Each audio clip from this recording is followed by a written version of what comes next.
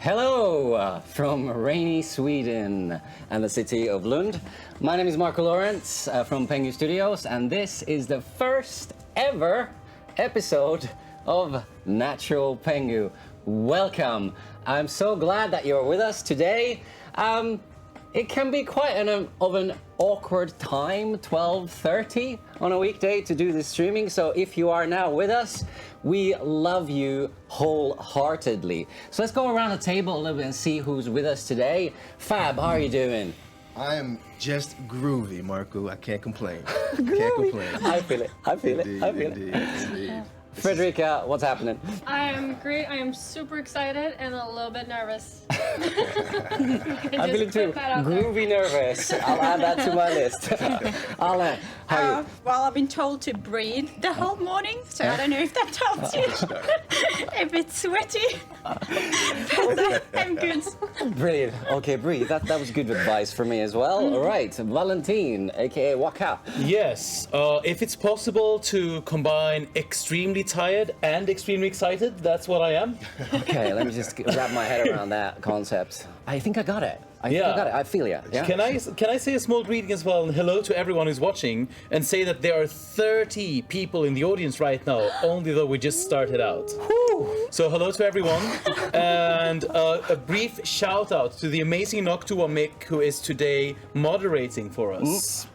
Shout out. Amazing. Thank you so much. NoctuaMik. Okay, Kim, you are the grand finale of this round. What's happening? I had a good night's sleep. I've had tons of coffee, so I am ready. Awesome. Super great. With us in the room is also, unfortunately we don't have a camera on this person, but Öken Poesi is providing music for our session today. Original composed material, so we're really excited to hear all that stuff. And also behind the camera, his fingers nimbly dancing on the camera switcher buttons is Mattias Dumatsen. Also in spirit with us is my co-writer Joakim Bengtsson. So if you're watching, Jocke, thanks so much. And let me know how I did afterwards. All right, so where are we now? Yeah, everyone okay? Yeah, thanks. Cool. Ready? All right, so this is the first episode. We're all, to various degrees, new at this. So it's going to be really exciting for all of us to see how far can we stretch this medium of storytelling with Dungeons & Dragons. Feel free to already now check out our Discord and join it. We will be attending that throughout the day, and hopefully we can engage with you with some awesome conversations. Schedule-wise, I can already reveal that next Monday we'll be at it again. Times will be revealed on the Twitch channel, so if you kind of keep on checking, we will do all that, and then we will also stream another episode already next Tuesday as well. We have some exciting news also. We are planning to also start a Starfinder group where we will tell stories using the Starfinder system. So keep your eyes on that also. And then we have an exciting giveaway. Yes, do we? I think we do. Okay, what are we giving away? Tell me more.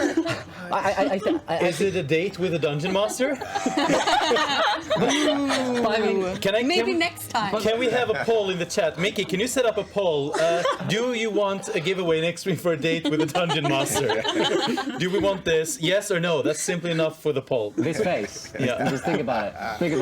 But I thought you knew a little bit more about the giveaway. I know a little bit more about it. Can you tell us a little I bit more? just want to date you Yeah. away.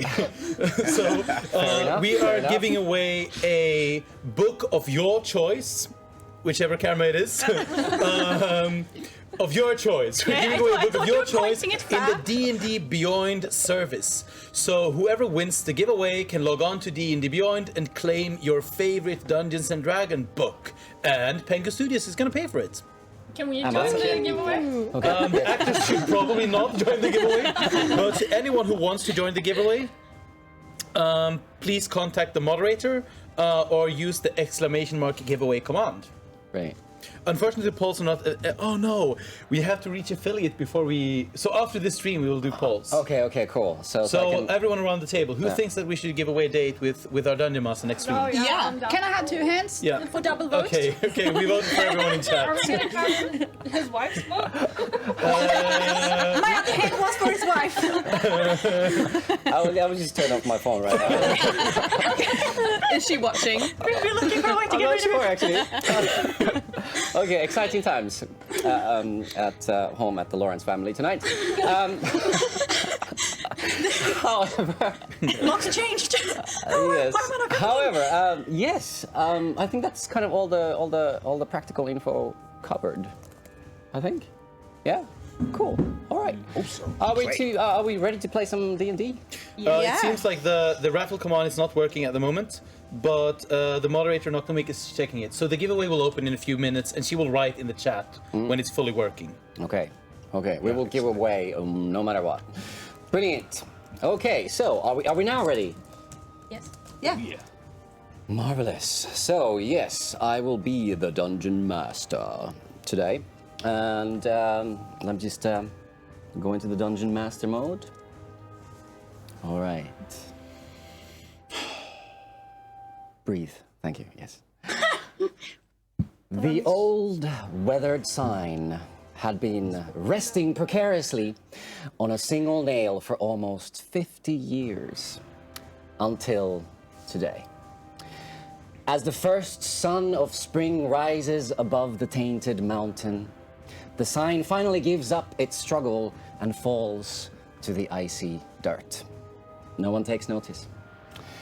The letters spelling Frisvieg hadn't been legible for many years. Even if they had, the High Court of the Walali Empire would just as soon had seen them and the village they named fade out of history for good.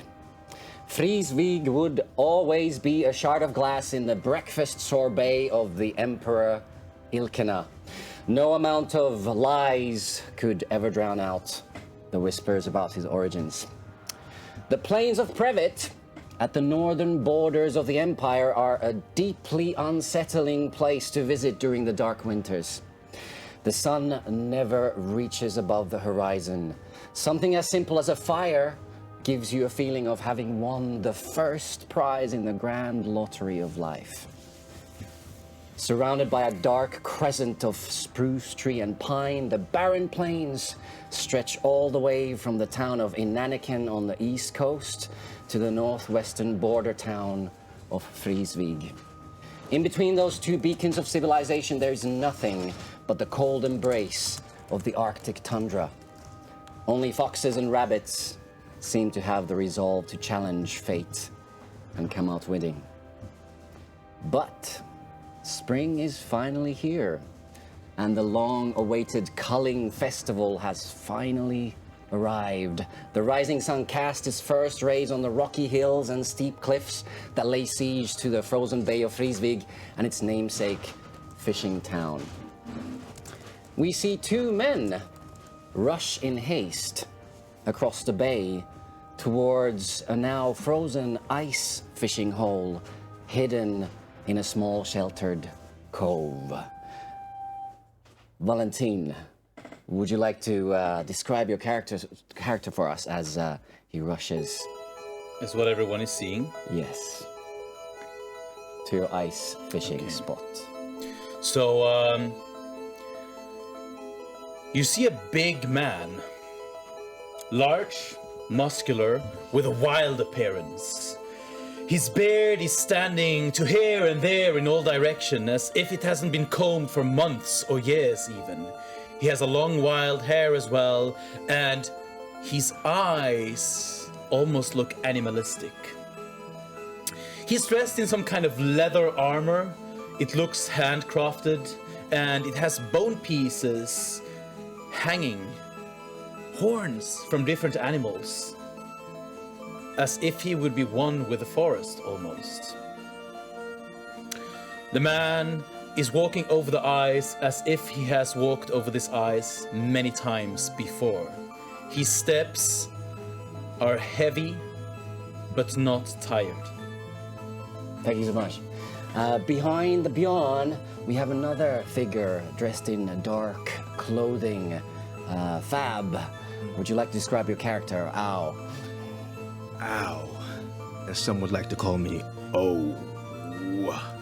Yes, I am wearing... First, let's get to the description of my physical body. I have a cleanly shaven bald head with a nice trimmed beard that comes to a nice pointy tip right at the end with a gray, whitish salt and pepper color, which is quite odd, being that I'm in the outdoors so often, to look as well kept as I do, because I take pride in my appearance. But I also take pride in my privacy, so I'm clothed, I'm cloaked in somewhat of a leather wrap, brownish gray in color, that covers my entire body from shoulder to ankle. And I have a rope, very threadbare rope that wraps around my waist, and I have a hood that rarely ever comes down, that's covering the top of my bald head with a fur trimming around the edges of my complete robe down to my feet.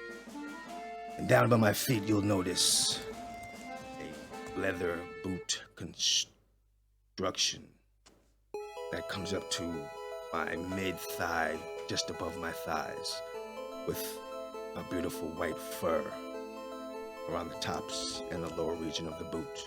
And being that I am big for my kind, I'm about 6 foot tall in stature, and I weigh about 180 pounds. But I can carry myself very well, and I am very calm and composed.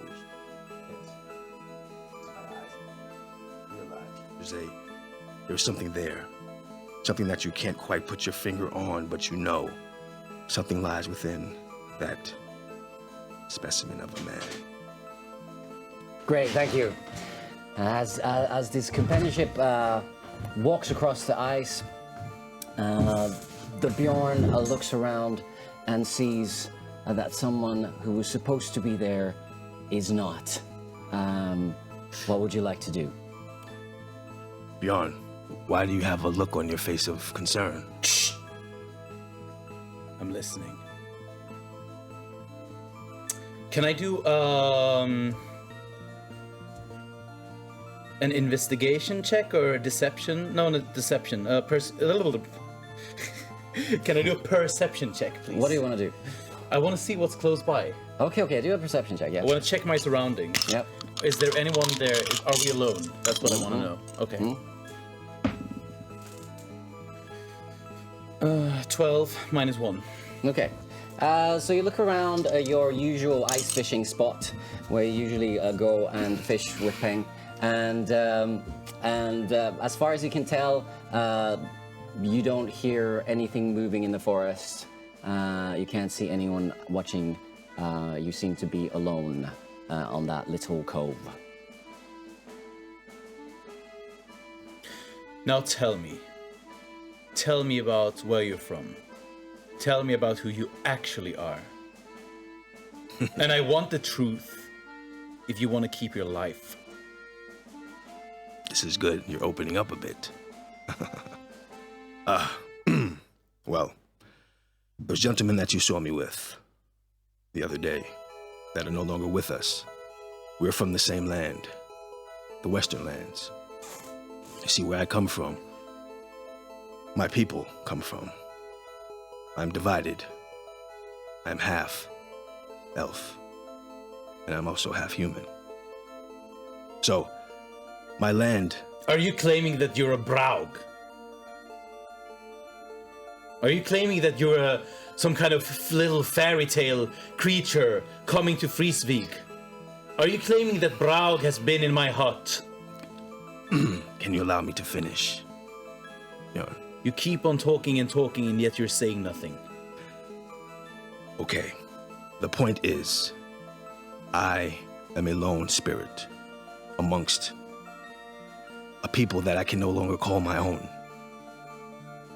When you found us, we weren't in your hut. We weren't looking for your hut. I don't know who was in your hut or who has been in your hut, but what I can tell you is I was sent to scout the land. And what? That's why you're here. I am here to scout. Then go and scout. But that is not the only reason why I'm here. And now that we're together, I think we're meant to do greater things than just scout.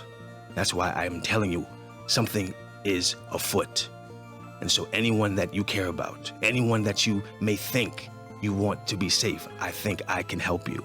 But first, we must first learn to help each other. Why do you want to help me? You don't know who I am. You don't know what... You don't know who I am. Is that so bad that I do not know who you are? I'm getting to know you right now. So, as I'm saying, the bottom line of what I'm trying to get across is that the land and where I live now in the West has been commandeered, has been taken from the one who I call the Queen. You have not understand me, my friend. I do not care for kings, I do not care for queens, I do not care for borders. I care to be alone in my hut. I had enough of politics. If you're saying that someone is attacking Frisvieg, you can do whatever you want. You can scout wherever you want, but I am leaving to save my mother. I start walking towards the village. What time is it? It is a very, very early morning. It is the sunrise where you agreed to meet your friend Peng at this particular spot for ice fishing. So I'm starting moving towards the town of Frisvieg, hoping to shortcut Peng on the way. Do I know the route that she would usually... No, actually, I do not know. But Okay. as you do that, we will move ourselves into the forests that are coming from the monastery of the monks of Wauma towards the ice fishing spot that Peng and Bjorn use together. With a spring on her step, a 3-foot-tall monk of Wauma journeys on a hidden forest trail towards the cove with this particular fishing hole.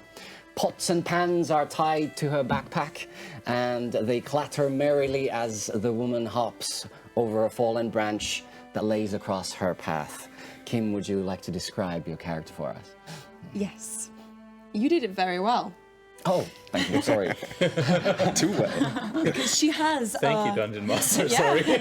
She has a spring to her step. She walks proudly, even though she's only 3 foot tall. She's proud. She's positive. She has leather clothes, easy to move in, with a leather strap around her waist. A long one. Can be of use. Her hair is tied up. And she has woke eyes. Yeah. Brilliant. Thank you so much. Thank you so much.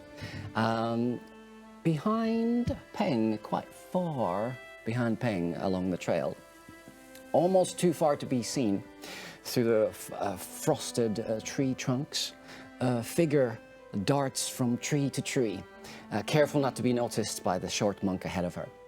Her attire seems out of place at the wilderness. Upon first glance, we would place her in the urban jungles of the south instead of the frozen tundra of the north. Fredrika, would you like to describe your character for us? Yes. Raza, or maybe I shouldn't have said their name, but now you know it. Nice to meet you. The mysterious acrobat is no longer a mystery. She has long, kind of fiery red hair. It's a little bit messy. She doesn't have a brush in her bag. And she's wearing layers to keep warm in these icy climates. She's not used to the snow and ice, but that's what she made of it. Then she wears this dark teal-colored cloak that is belted and a hood as to hide who she is. And counterintuitively enough, and she wears a lot of jewelry, a lot of rings and hairbands, stuff like that. So it seems like she kind of wants to hide who she is, but also not. And then she has a big scar right across her face that she just doesn't seem to notice herself. Brilliant. Thank you so much. So, Peng, you skip along the trail. You're getting closer and closer to the cove where you are about to meet your friend. It's been a while since you've been fishing together. And now, during the morning of the culling festival, all the monks are extremely tired after a full night of their let them be pure ritual, and all of them are sleeping apart from you, who now have the day for yourself to do exactly as you want. Thinking about that, you clear the trees, you hop onto the ice, and you slide in this kind of very cool kung fu pose towards the fishing hole, and then you actually start paying attention what's around you. You see Bjorn, but you also see someone else. What do you want to do? I stop, and then I slide to the shore again to hide and watch. Okay. So, Bjorn, you saw Peng. What do you want to do?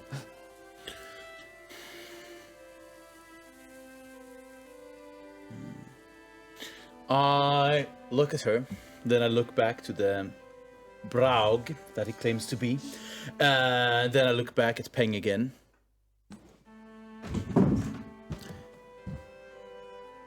This, one over here, he claims that we're getting invaded. I'm a bit pissed off, so that's why I can't speak properly. By the Braug. That can't be true. They don't exist. No, and do you know this No, creature? he is following me around and he is annoying. He speaks and he speaks, but it makes no sense. Kings and queens and legends and I'm so close, Peng. I'm so close to... Wait. You are a Braug, you say? I do not believe in Braugs. Prove it.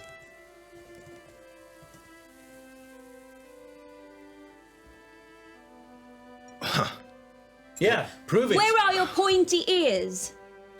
I do not believe you. Show us. Grow wings. Grow out the wings that the Braug can do. Show us the horns. Where is your Braugian magic? Show us. Is this a talent show? Are you the ancient race? Or will... Are you the chosen one? Show us then. I have not said that I am the Braug. What I have said is that I am a displaced person, that I claim no place to be my own.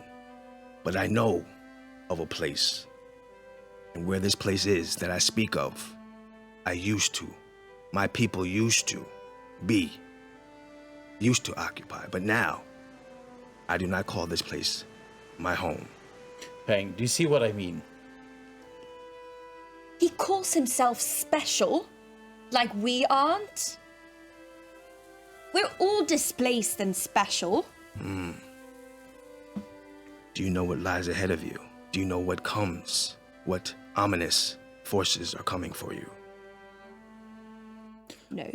I am using my cantrip called Message to send a message to Peng that our friend cannot hear. Okay. So I point two fingers to my head like this, and I start concentrating on Peng. And I don't even shape the words with my mouth. I just think them towards her. As you start that concentrating to get the spell effects in place and the forces formed in a way where you can control and manipulate them, suddenly those forces turn against you and start kind of poking at your mind, twisting and turning. Can you give us a wisdom saving throw, please?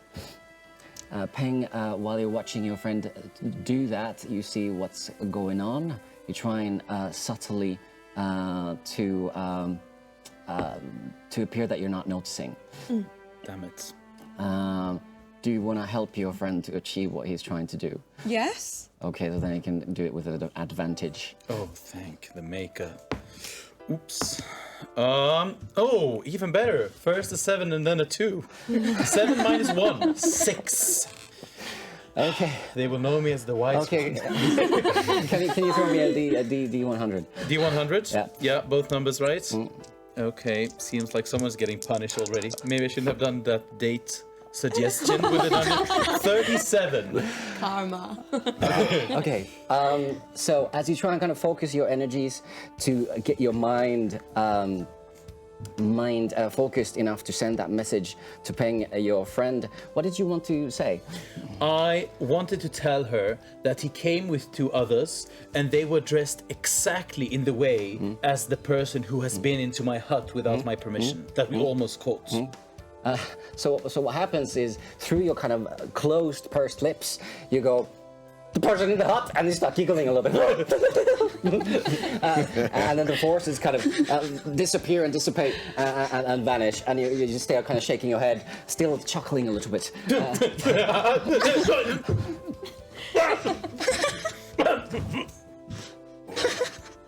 Raza? Have I seen this before? Yes. Yeah. Oh, okay. Unfortunately. I'm not that shocked then. You know that, yes, he has his struggles when it comes to spells and things. You've been working on this for a while. Sometimes the side effects are rather serious, so this was on a scale quite mild. So Raza, you are now hiding behind the tree trunks right at the shoreline, and they still can't see you. What do you want to do? I think I want to go up and introduce myself, or to intervene this moment they're having. Okay, wonderful. So suddenly, from the shadows of the trees, comes this figure to the ice. Let's go. I just kind of want to show up. Yeah. I'm not going to say anything. Okay. You again? Do you guys know each other?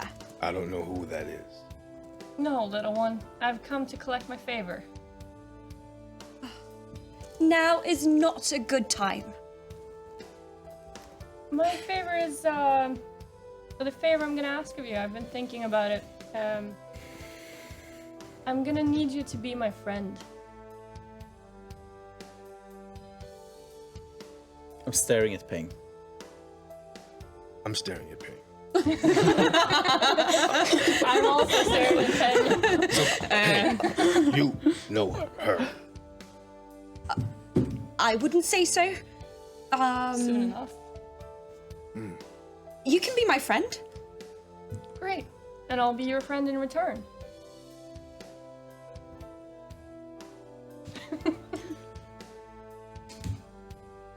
I turn around and I start walking towards the town of Frisvieg because I had enough of this cute little get-together and I want to go to see if my mother is all right, if this is a lie, the whole invasion or not.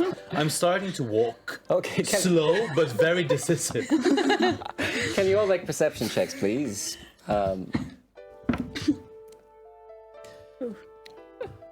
19. 19. Okay. Yeah, that's a 5 plus 4. All right. 15 perception. A lot of people in the chat are also staring at Peng. I just had to say it because it's too funny not to say it. 18. 18. Okay. She's not very comfortable being stared at. Can we get a zoom? Can you just show her like what she looks like when she's really uncomfortable? Oh, she's there. No, you can't tell. That's good. I know about it. What Okay. did you get, Brian? Oh, I get to do a check too? Yes. Despite all of my failing. 11, Okay. Okay. and it's -1 if it's perception, so Yeah. 10. All right. So, so you're still staring at Peng very intensely. Yes, fair enough. Ow! You feel it. It gets a little bit too intense. You start looking around a little bit. Yeah. Also, you Peng, you kind of try and avert your eyes, and suddenly you see to the north, to the direction of Frisvieg, you see this black shape sort of crawling on hands and knees across the ice towards you. You see this as well. Danny, Oh, people. Yes. Would you like to describe your character for us? Okay. I'm Danny. I have a gap between my teeth. You could finally get that in real life, but yes. I always wanted that since I was a kid. What do you want from your ultimate character? A gap between my teeth. Yeah, but what race, what class? No. Just a gap between the teeth. That's all. Give me a weapon. When I was a kid, I asked the dentist to like pull my teeth out so I could have a. Because it's like the first thing I look at people is their teeth, and I just really wanted to put a straw without opening my mouth and just Anyway. Practical living. Yes. So gap between my teeth, freckles, really like tall, built, buff, warrior. Maybe not looking that so much now because I'm injured and I'm crawling, but long plaits. Laughing at my teeth. Funny. Yeah. And kind of like a. Come on, people. Laughing at my pain. No. Yes. Hair pulled back in a ponytail, but not like the whole hair, just like the top hair, and then everything in like plaits.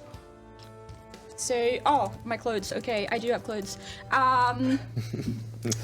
I forgot what that was called. What I was having underneath my Chainmail armor. Chainmail armor. Yes, that was it. Kind of like a t-shirt dress, and a cloth thing, green, and brown leather boots and leather gloves, but showing my fingers, and a bracelet that's silver with engraved symbols and things. It's been, you can tell that it's been handled with care and it really means something, and it's very valuable. And in my leather straps and things, I'm also having a collar looking the same. Yes. Brilliant. That is me.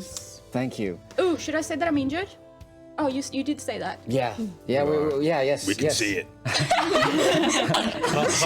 How well do we see this crawling figure? I mean, do we see the gap? The gap between the teeth. I don't think with your perception roll. Okay. I don't think you got. You didn't get the eagle eyes result right there. Anyway, you crawl on your hands and knees across the ice towards the kind of monastery that has been built on the ruins of Trithmura, and as you crawl, you suddenly kind of find yourself in this extra slippery ice. Can you give us an acrobatics check? Ooh, no. Oh, yes, I can, but I bet no, because that's not very good for me. It's there on the top, yeah. Thank you. Oh, yeah, but... Ooh, 17! Oh, I'm good today. Minus... 1. Minus 16. 1, okay, 16, yes, that's cool. Dyslexic, I'm trying to find things. So those fingerless gloves kind of start slipping on the ice, and these kind of don't get the stable hold that you used to have, and you almost kind of fall on your face, but then you kind of just at the last minute pull yourself back up again, and you are carrying on your journey. So you see this person crawling on the ice. You're still staring at Peng. Don't mind me. Really weird. What do you want to do? Do we all see the figure? Apart from Raza. Who is the closest to her?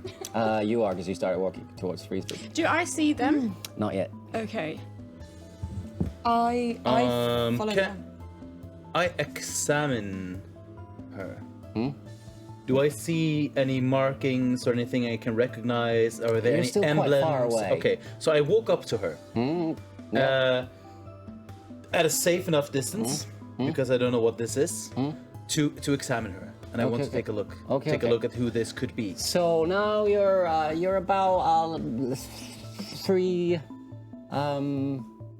300 feet away. So you're starting to get a little bit closer. What are you doing? The rest of you? I want to stop staring at Peng. Yeah. Okay. You may. Well, I follow Bjorn. Yeah. Okay, so you notice that people are moving at some direction, and you suddenly see that kind of dark figure crawling across the ice towards you. What do you want to do, Al? I'm feeling my surroundings. I'm sensing, trying to sense what's going on. Use my connectedness with nature. Okay. Can you make a perception check for me as well? Yeah. 15, 18. 18. Okay. So while everyone else is looking at the dark figure on the ice, you kind of look at your surroundings and you kind of look upwards a little bit, and you see this kind of a dark figure in the sky, getting kind of slowly bigger and bigger and bigger. It's clearly flying towards this figure on the ice that is crawling, and it just first looks like a small bird, but then it just gets more larger and larger and larger, and then you hear it scream. That was a terrible scream, but anyways, you hear it. I'm actually quite proud of it. I'll take it back. It was a wonderful scream. It was actually good. And you recognize from that beautiful scream that I just see the call of a vulture that is swooping down towards Danny. What do you want to do? Do I notice it? No, you don't. Wait, am I not close to her yet? Huh? What do you want to do when you see the vulture? I'm going into my pouch and I'm taking my boomerang Okay. and I'm gonna throw it. Okay. You're a little bit too far still. So it's swooping down. It's swooping down. Danny, stay still. You don't know her name yet, but You. that's okay. Don't move. Okay. Do I hear him? Al is starting to say something. What do you guys want to do? Did anyone else hear it? Yes, you have heard it now, yeah.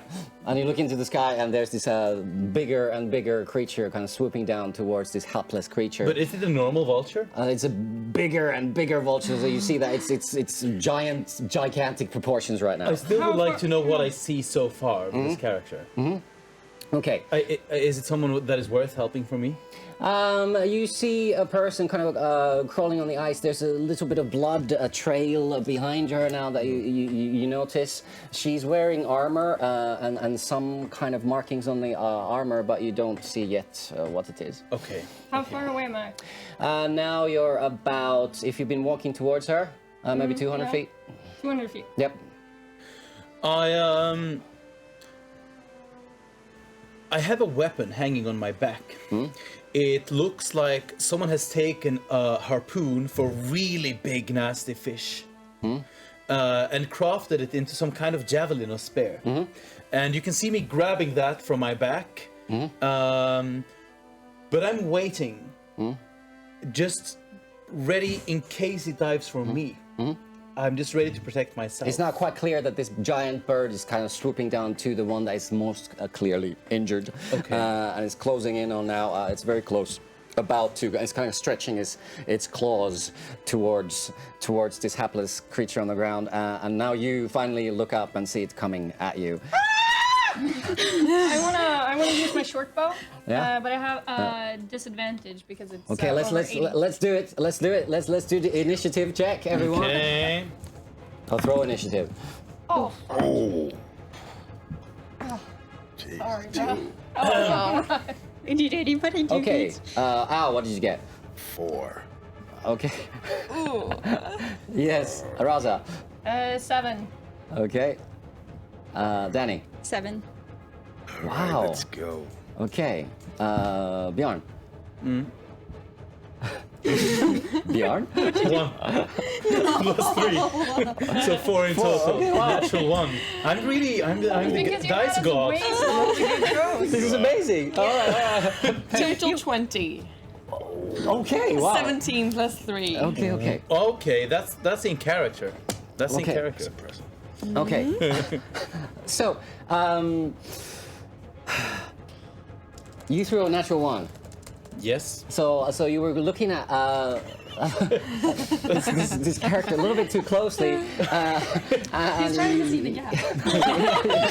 Trying to see the gap. And you're walking towards the towards her on the ice, and you see that you kind of hit the smooth spot again, and you're kind of trying to catch your balance as the other ones start rushing towards the vulture.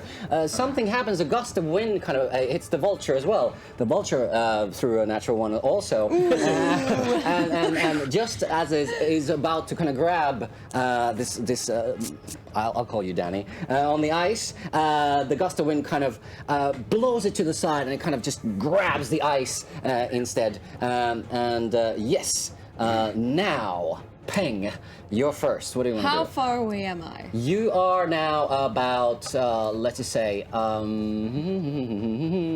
let's give it 60. 60. Well, I run up there. Yeah? And I use my quarterstaff to try to hit the vulture. You can only run 30, you can either move 30 feet, or you can run all the way 25. to it, and then you get 60. Oh yeah, you can 25 because 50, so I'm almost there. Yeah. So So I'm unfortunately, hoping to scare off the vulture at okay, least. you can't hit the vulture, but do you want to kind of bang on the ground or something like that with the quarterstaff, or? I actually want to throw it up into the air and then catch it again. Yeah. Okay. Cool. Right. Right. Awesome. All right. Okay. So you move your, you go to the 30 close, 30 feet, and then you do this kind of a twirl with your quarterstaff to kind of scare it off, basically. Yes. Can you give us acrobatics check? 14 total. 14. Okay, so you throw it up in the air, and then you catch it, and then you look at the vulture, and the vulture kind of sees that from the corner of its eye, and goes like, and then looks back at her prey. Okay, you're done, yeah? Do you want to do anything else? What are you doing, Peng? I've seen you fight before. Can I do something else? No. You can do some battle banter. I'm just trying to make my natural one look a little bit better. All right. Well, you try. Okay. Okay, Raza. You're about Yes. 60 feet away from as well. What do you want to do? Am I 60 feet away now? Yep. Okay, then I want to use my short bow. Okay, great. So. Ooh, natural 20. Natural 20. Okay, great. So go for damage. Yes, let's see, it was.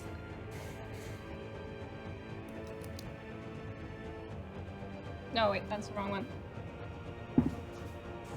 2 plus 3. Okay, and then because you've got natural 20, you get double damage. Okay, so that's one more? Or, Yeah.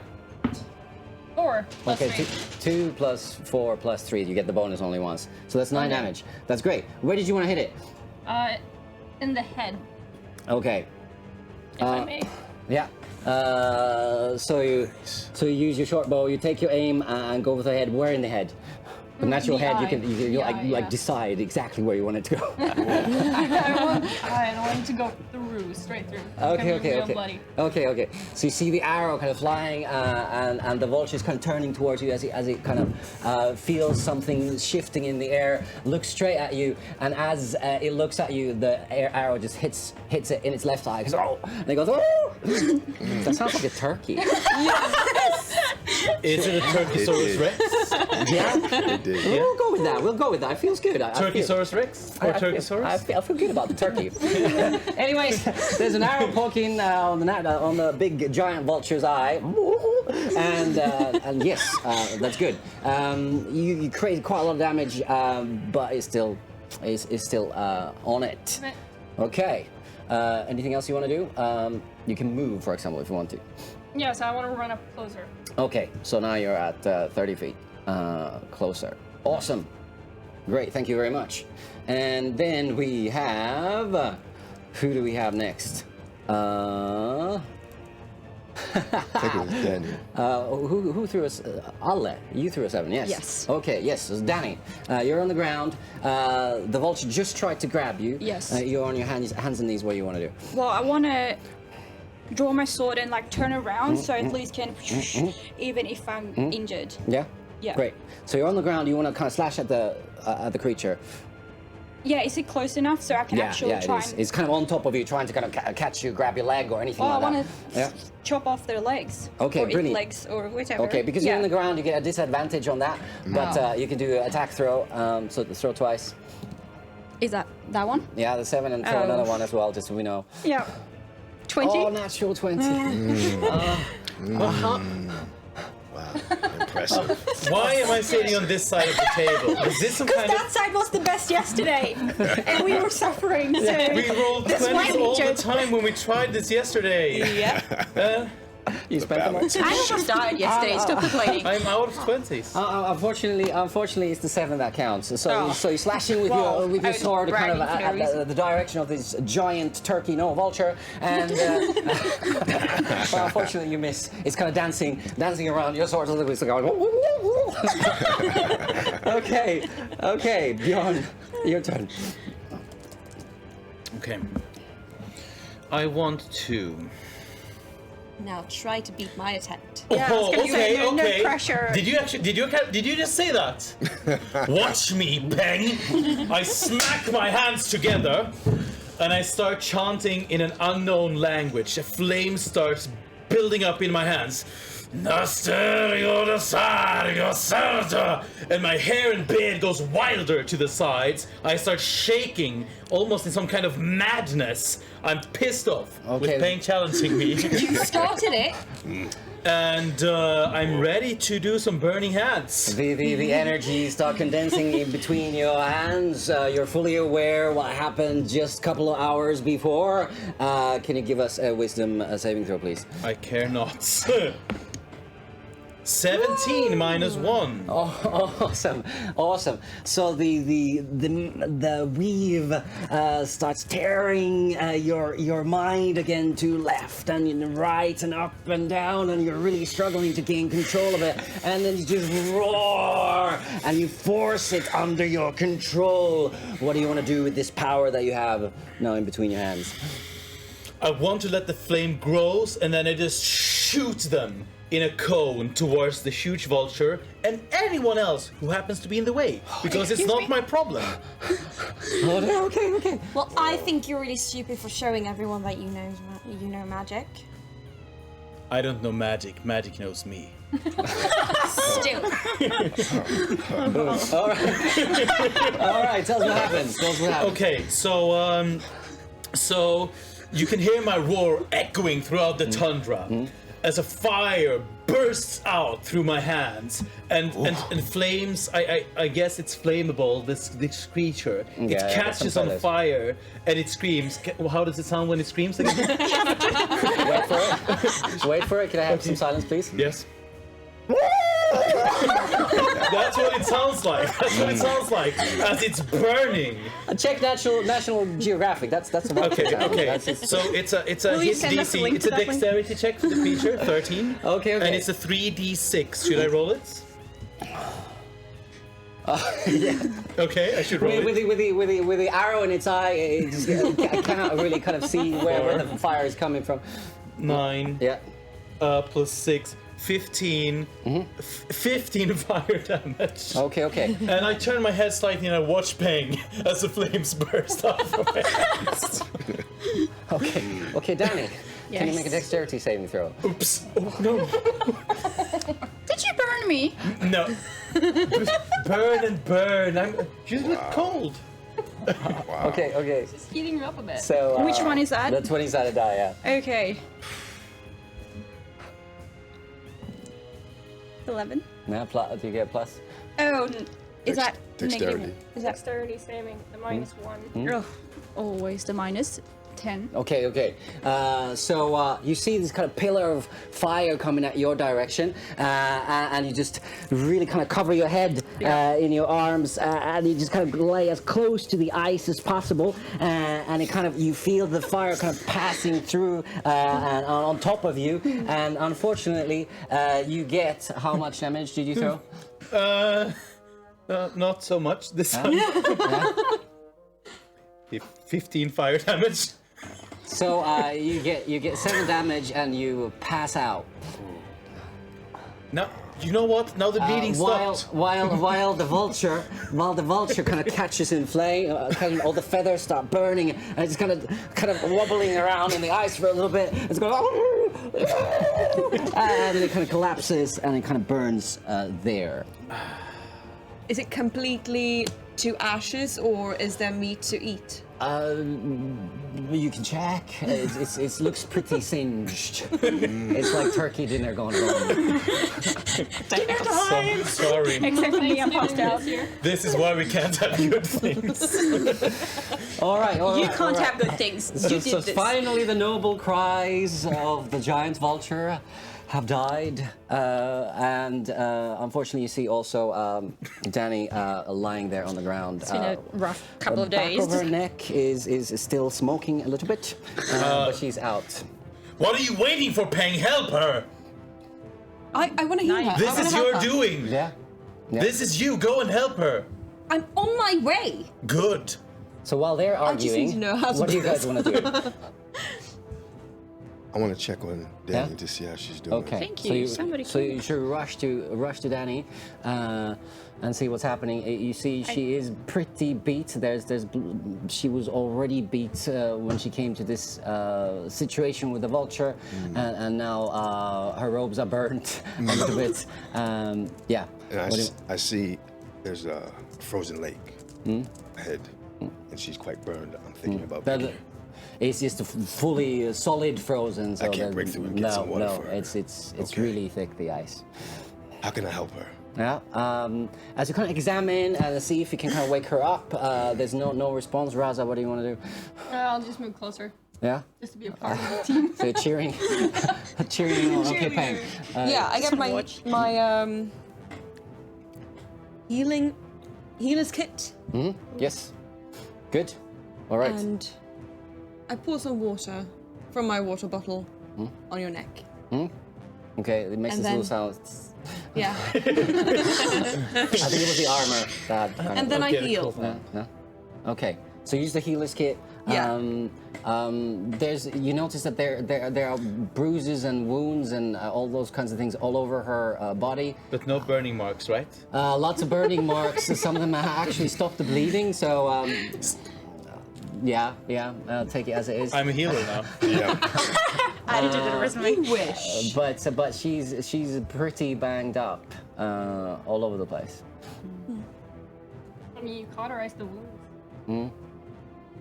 So you wrap her up as best as you can, and she seems to be now doing okay. You start coming to, and you get 1 hit point back, so you're at 1 now. Okay. Okay. Yeah. And Feel a rage building. you feel the rage building. Feel a rage building. In this moment, I'm feeling like a statement needs to be made. Okay. From care of me? No, because damn. well, of course. Yeah. But I feel like Bjorn is a bit out of control, and he needs to be put into his place a bit. Okay. What do you want to do about it? Excuse me? And so, just, I think a confrontation needs to be had. Okay. I'm becoming enraged. I'm channeling the forces of nature, to become enraged. Okay. And I think I need to. How far am I away from him? You're now. He's how far were you from the vulture? About 30. Pretty close. Yeah. 20 feet. Let's just say 20 feet. All right. Yeah. I think he needs to scare with the boomerang. Yeah. I think I want to make a statement by throwing the boomerang. at him. Okay. Just watch the vulture once before you consider doing that. Do we Just see as this? a player, a friendly advice. Yes. You see this kind of. You don't know his name yet, but I'll call him Ao anyways. He's kind of starting to simmer first and shake a little bit. Those eyes start getting bigger and bigger and bigger. Without blinking, he's staring at Bjorn, starting to make this kind of low, growly sound. Because I feel like even though I'm really angry Yeah. at Bjorn, he also saved us And stop and the bleeding. stop the bleeding and the injured Do you creature. know that though? we That he don't know. stopped the bleeding? Yeah. Okay. Can I try to intervene? Am I You can, close? yes, Yeah. yes. Yeah, Yeah, just exactly. like kind of try to calm him down. Like Wait. maybe no. Not now. I'm raging. Just a friendly reminder who actually killed the vulture. This is true. But do you see Steve? Here. My boomerang. Steve. I could have done the same thing without all of the shenanigans.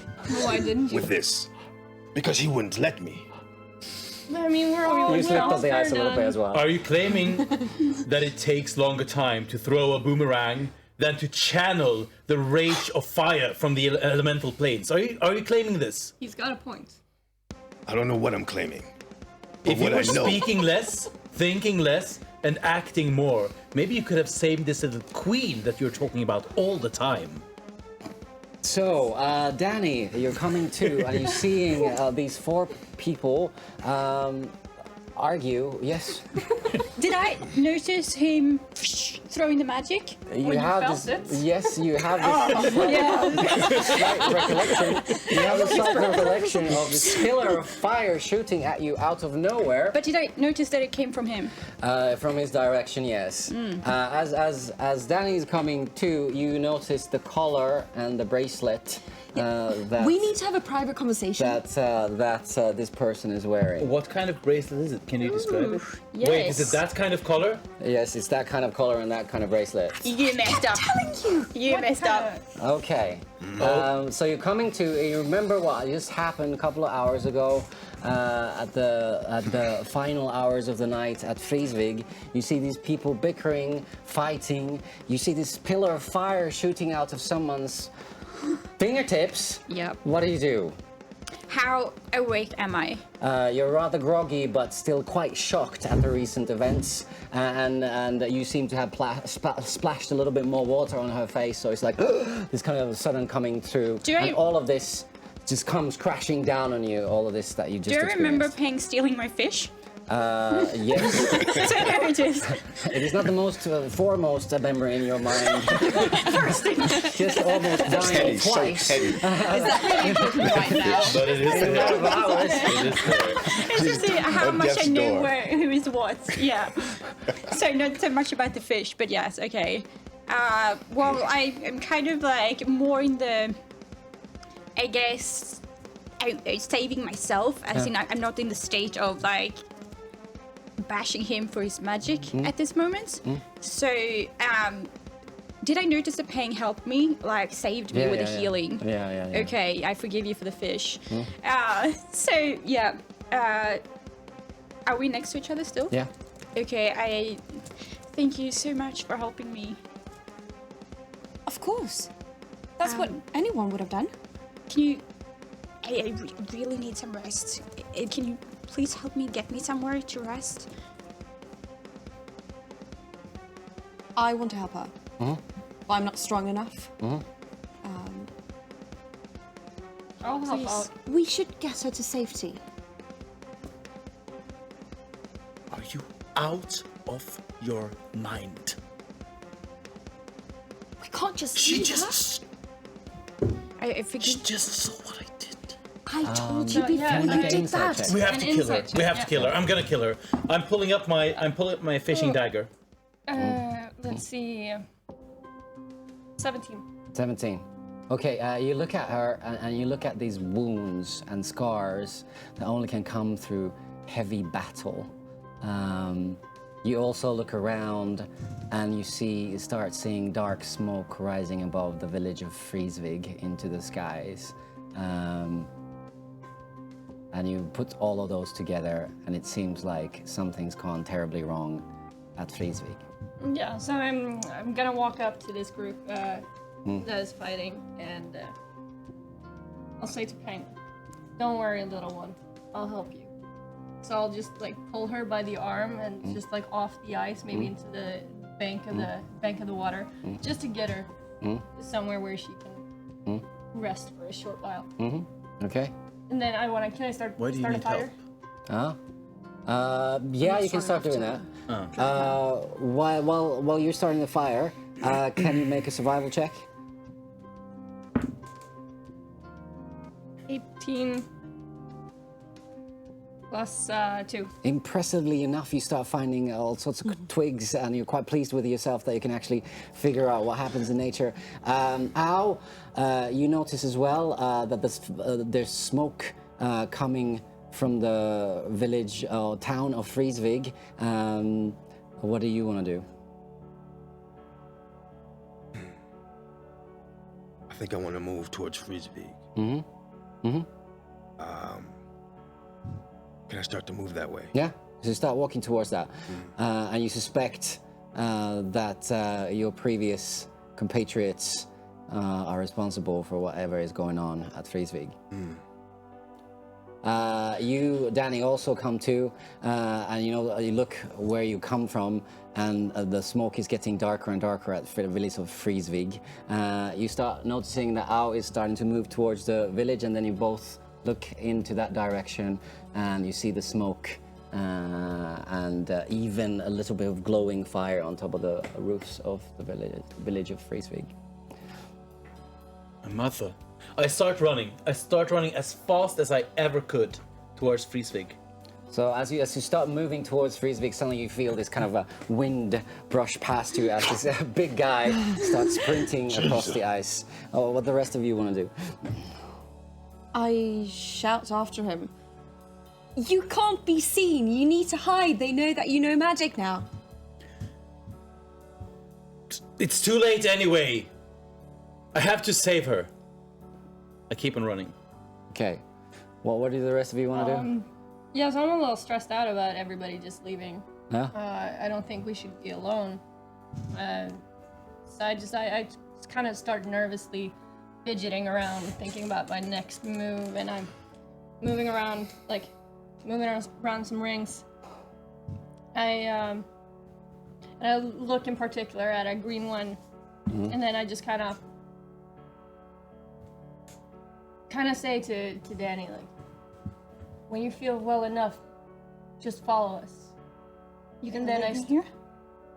You'll feel better soon, I promise. And then I just dart away, following the other guys. Okay. So you ran, what are you doing? Please don't leave me. Torn. Please don't leave me. Frisvieg's under attack. Please, you're gonna get killed. You're tiny. Will you please stay with me? Heal me. I will protect you. I can I'm a hide. fighter. I will protect you. I just need to heal. I need to figure out what's happening in the village and then go and warn everyone at the monastery. And I stop. Yeah? I stop. Yeah? In that moment, no one else knows, but I reflect on the pain of where I came from and the feeling of being alone and someone that's near and dear to my heart. What this person must have gone through, and I connect that to Danny. And so I go back and I put Danny over my shoulder. Okay. And then I begin to walk. You start walking. Okay. Beautiful. All right. Great. So, you're running. Yes. I'm running. You are Skipping. You are Swooshing. and you are I'm just dangling there, slouching. trying to express my gratitude. So, Save your energy. as you're being thrown about on the shoulder of this very strong stranger that you've never met, you start feeling some energy coming back to your body. Can you throw me 2d4, 2 times the 4-sided die? This one? Yes. Oh. 1 and one more time. 2. Okay, so you can add 5 points of hit points for yourself. So, plus the one I have. Yeah. Okay. Thank you. So as you run closer and closer to the town, I think it's beyond first, and you're trying to catch up, but you're catching up to Peng quite quickly because her little legs don't run so fast. Can I just grab her by her like a... And Al starts kind of gliding across the ice surprisingly fast. The smoke is rising stronger and stronger from the village of Frisvieg, and then suddenly this explosion is heard, and you see this kind of ball of fire at the southern shore of Frisvieg start lifting towards the sky. You feel the ice shake under your feet. You're struggling for balance, and the sound of that explosion kind of is deafening in your ears. then it starts calming down again as you see bits of wood and debris raining down on the shores of Frisvieg. So, what do you want to do? Carry on? Does it look like the whole town exploded or part of it? Just a part of it. It looks like the distilleries at the southern shore are being destroyed. Are gone. No, there's in total 4 of them. One is under construction, and one of them is seem to have been exploding. So I am running as fast as I can, taking aim at the merchant quarters. More precise, I'm aiming to run towards my mother's home. Okay, so you're going to trying to aim for the fishers' market Yes, area. as fast as I can. I'm rushing. I want to push myself beyond any. Okay, so you're running really, really fast.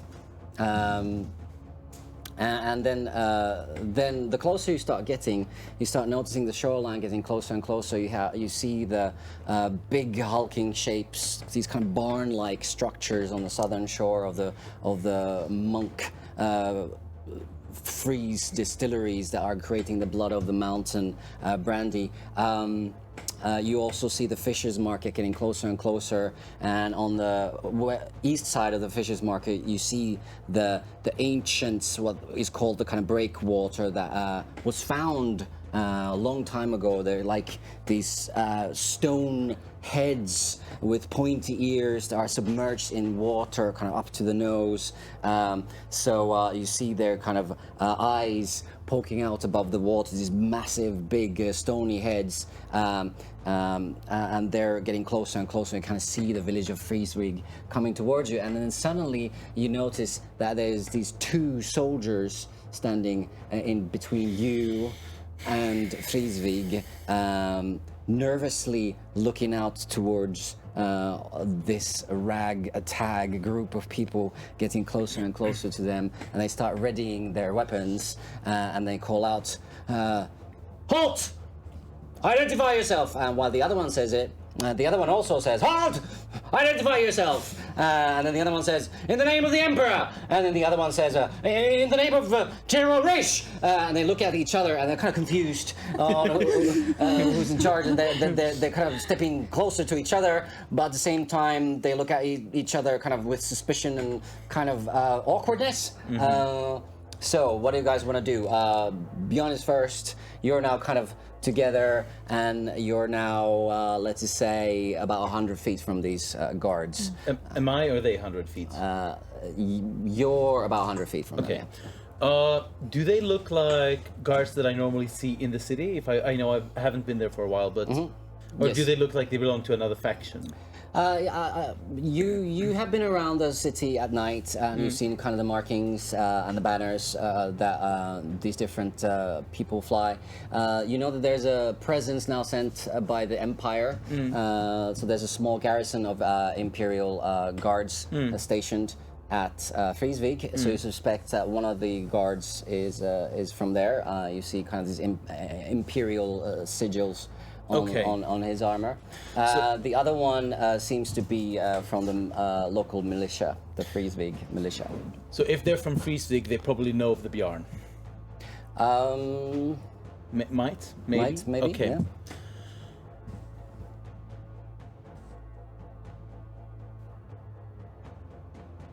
I try to look as intimidating as I can. I make myself large, and I grip my something which looks like an extremely large fishing dagger or fishing knife used to carve big beasts of the sea. I grip that, and I ready the dagger in my hand, and I shout at them. If you want to fight the Bjarn, you're welcome to. If not, step to the side and let me get to my mother. Can you make an intimidation check, please? Yes, I can. 18 plus 5. Okay. So with their swords bared in front of them, they again involuntarily step a little bit closer to each other. You might even see a little bit of a hand trying to reach the other guy's hand, but then at last minute they're not stopping, and they're stopping that kind of a moment of shared love, and then they take a couple of step backs and like, halt! in the name of the Emperor, no, General Rish, stop, stop. And they kind of carry on, kind of retreating a little bit. Now, you two have caught up with Bjorn, and you're standing at both sides of Bjorn. What do you want to do? Oh, they can see me already. Yes. So there's no point in just laying flat on the ice. Trying to disappear. You can hide behind my cloak. Depends on what you want to achieve. You're not that tall. Hi. Are you even shorter laying down than standing? Like, is Save that even that gonna trick help for you? later. They call her the Ice Creeper. Let me see. No, please don't creep on the ice, whatever you do. Can you make a fool of yourself check, please? No, that's okay. Let me put that in there. It's It's a new one. That's a new one. I like that. being mean to you. Oh, sorry. Yes, I could. Yes. So what do you want to do? Yeah. I say, stop this nonsense. I'm from the monastery. Let us in. And they look at you, and they straighten up a little bit. Look back at Bjorn, and they're feeling a little bit scared again. What do you want to do?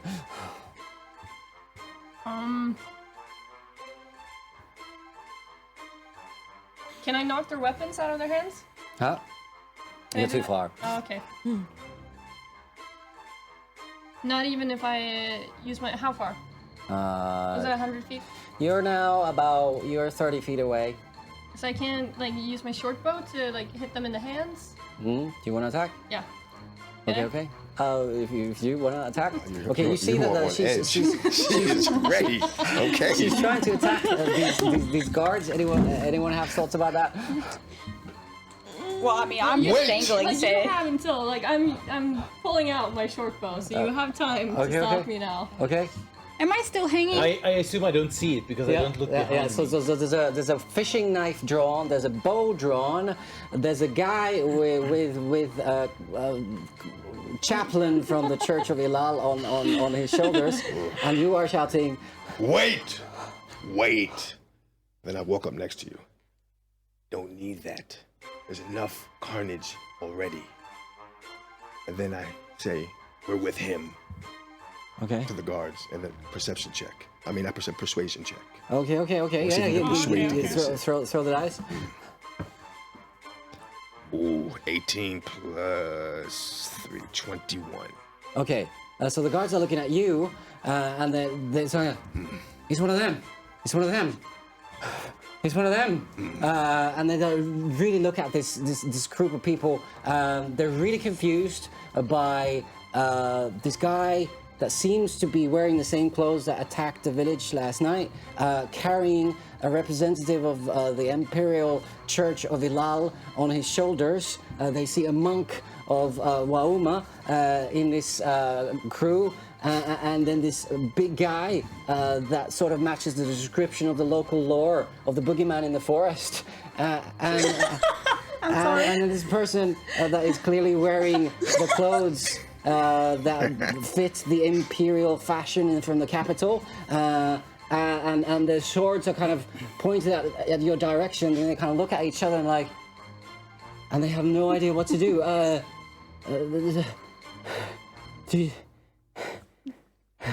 Did you know what happened? Well, who are you? Why are you? I start moving closer to them.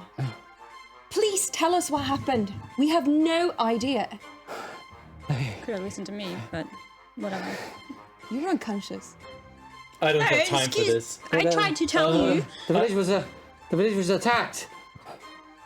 The village was attacked last night, and there's people have been changed. Some have been changed. What do you mean changed? They're themselves, but they're not themselves anymore. We posted here, and then the other one takes over. It's like, it's not. No, there's no we. I was posted here for General Rish, and the other one corrects himself. No, I was posted here from Captain, and then they say, regardless, we need to say, make sure that they don't come back. And then they start pointing at you. That they don't come back. That they don't come back. You can do whatever you want with him, I do not care, but let me pass or you die, I say, and I start rushing towards the city. We have orders! And he's kind of standing in front of you. Peng, how do you want to do this? If you don't step aside, I will tell Uma Elena. Can you make it's intimidation check, yeah. Tell Mom. And while she's rolling, I say to Danny, "Who's Uma Elena?" I ask her. But Natural you're sleeping. 20! Am I still sleeping? She's the Ooh, it adept was of the monster. 20! Yeah, but I mean, am I still... Yeah. Okay. Yeah, you're awake, They yeah. don't care. I'm awake. Yeah. Yeah. Yeah. You're Natural actually 20. enjoying the ride. Natural Yes, 20. natural Minus 20. 1, but Yeah. still, natural Natural 20. 20. You are awesome, Pam. Okay. As the name is mentioned, Uma Elena, they look at each other and they start looking like meek schoolboys. Like, okay. Yes. But tell that to General Rish. And then the other one says, "And the captain." And then they kind of step aside and let you pass. Yeah, I push Bjorn in front of me. Run! Okay, I start rushing as fast as I can, and I shout, "Thank you, Peng." Okay. You're still on the shoulder. You're kind of coming to. Yeah. You're very aware of Kind your of surroundings. digging, You're just starting to feel hanging okay. here. What do you want to do? Do you want to just enjoy the ride? Or Comfy shoulder. Yeah, why? Do I get more points by resting more? No. Okay, well, then I kind of want to join in, so I kind of Yeah. pat you on the back. You want to come down? Yeah. All right. There you go.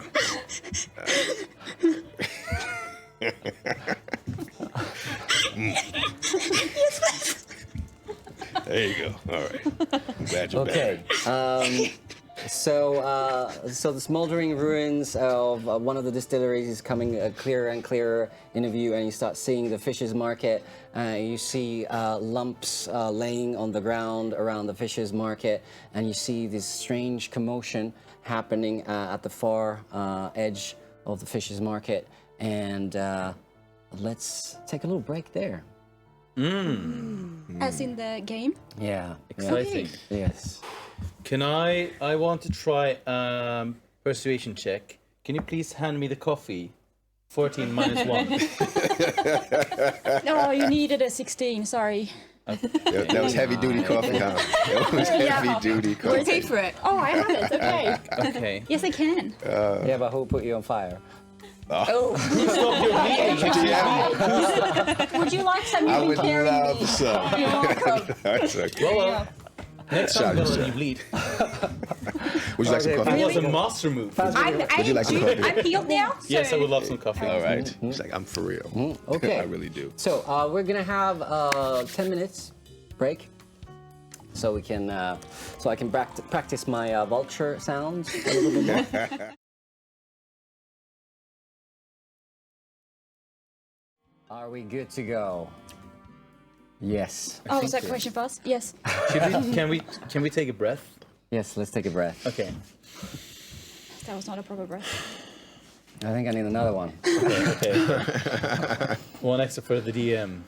All right. All right. So, what has happened so far is you met at the fishing hole. The fellowship formed under very warm and kind circumstances. Loving words were exchanged. Decisions were swiftly made. Obstacles were overcome in the shape of giant birds. And now you're approaching the Fisher's Market at the town of Frisvieg. And the Bjorn arrives first, but the rest of you quickly follow. And you witness chaos at the square.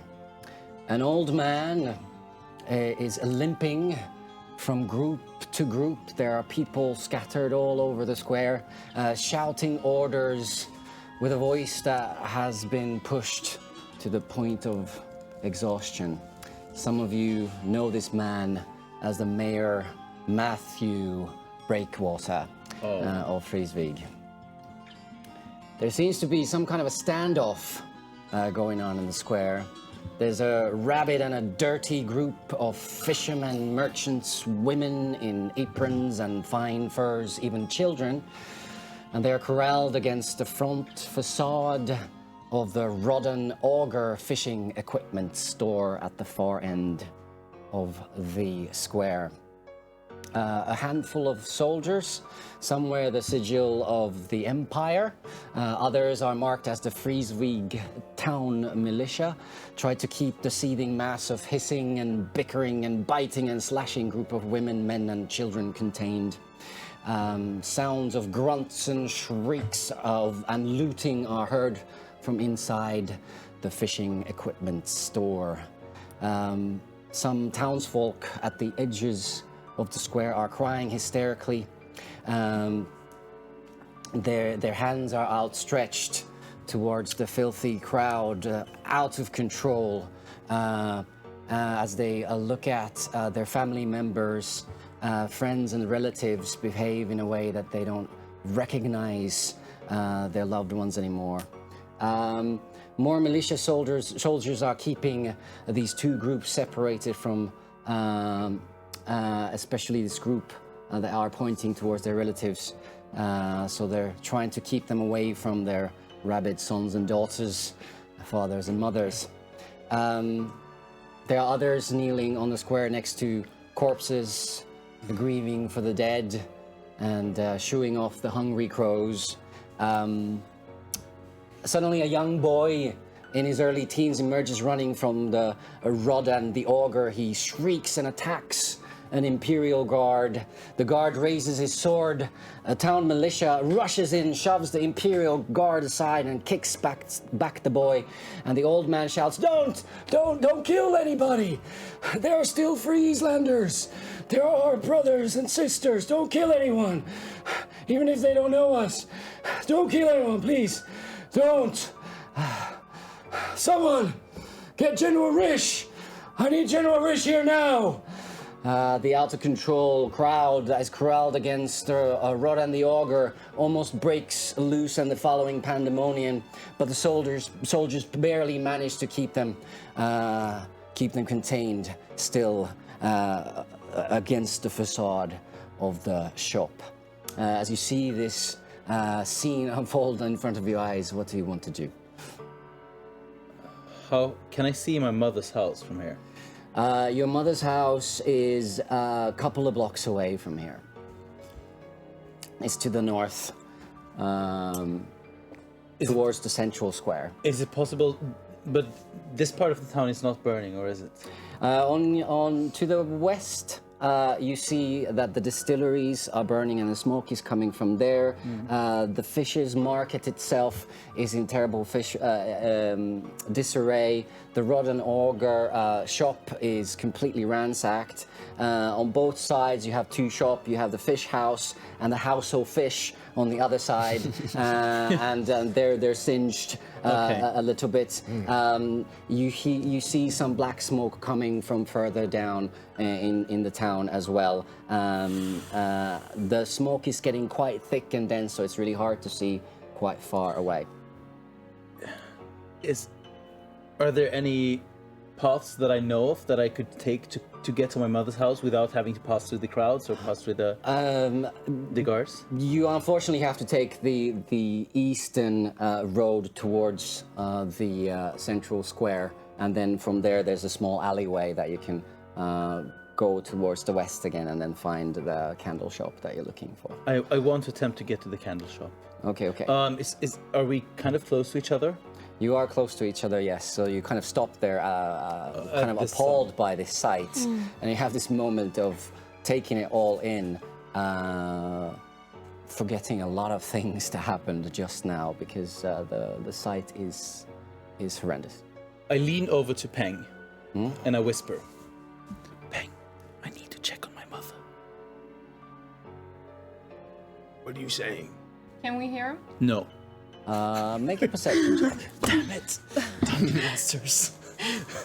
Ooh, that's an 18 Nice. plus 4.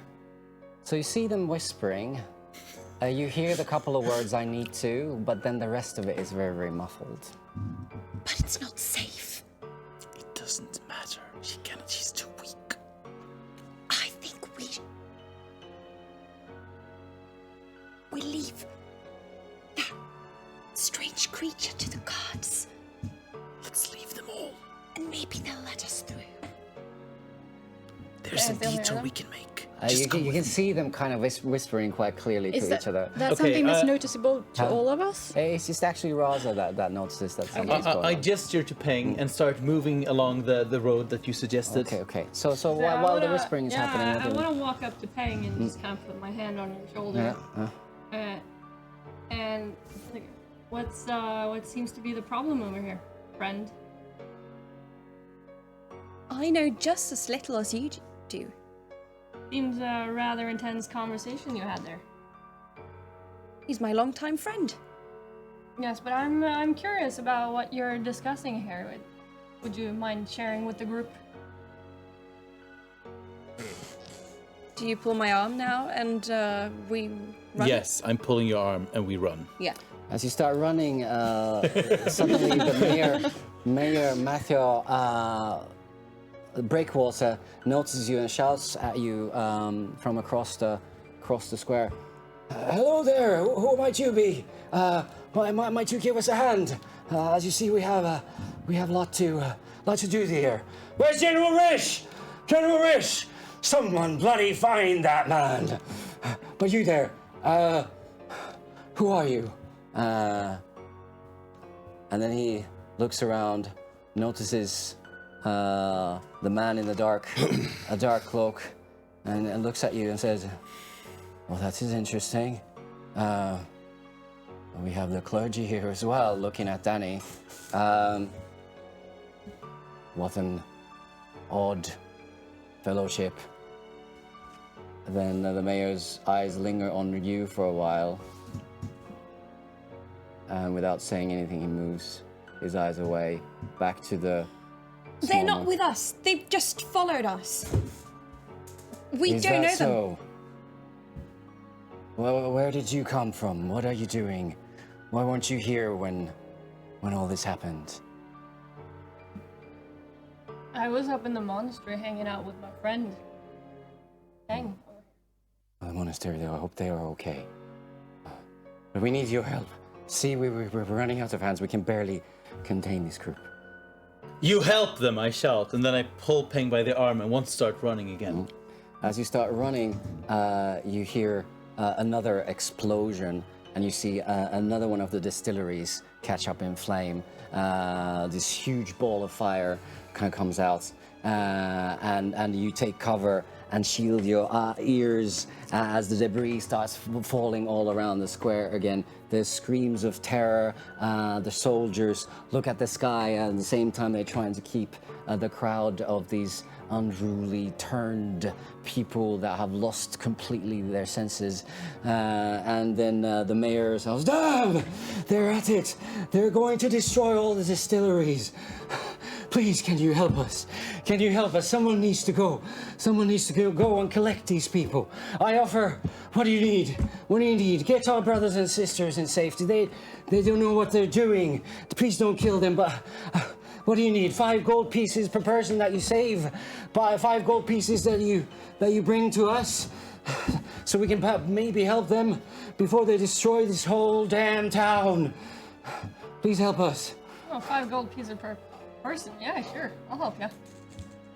DM, do I know why they're rabid? Why a few of them are? We don't know. They turned like this. You're kind. They did something. They did something to us. You're kind. And now there's chaos. And there's mothers that don't know their children, and children don't know their fathers. Please help us.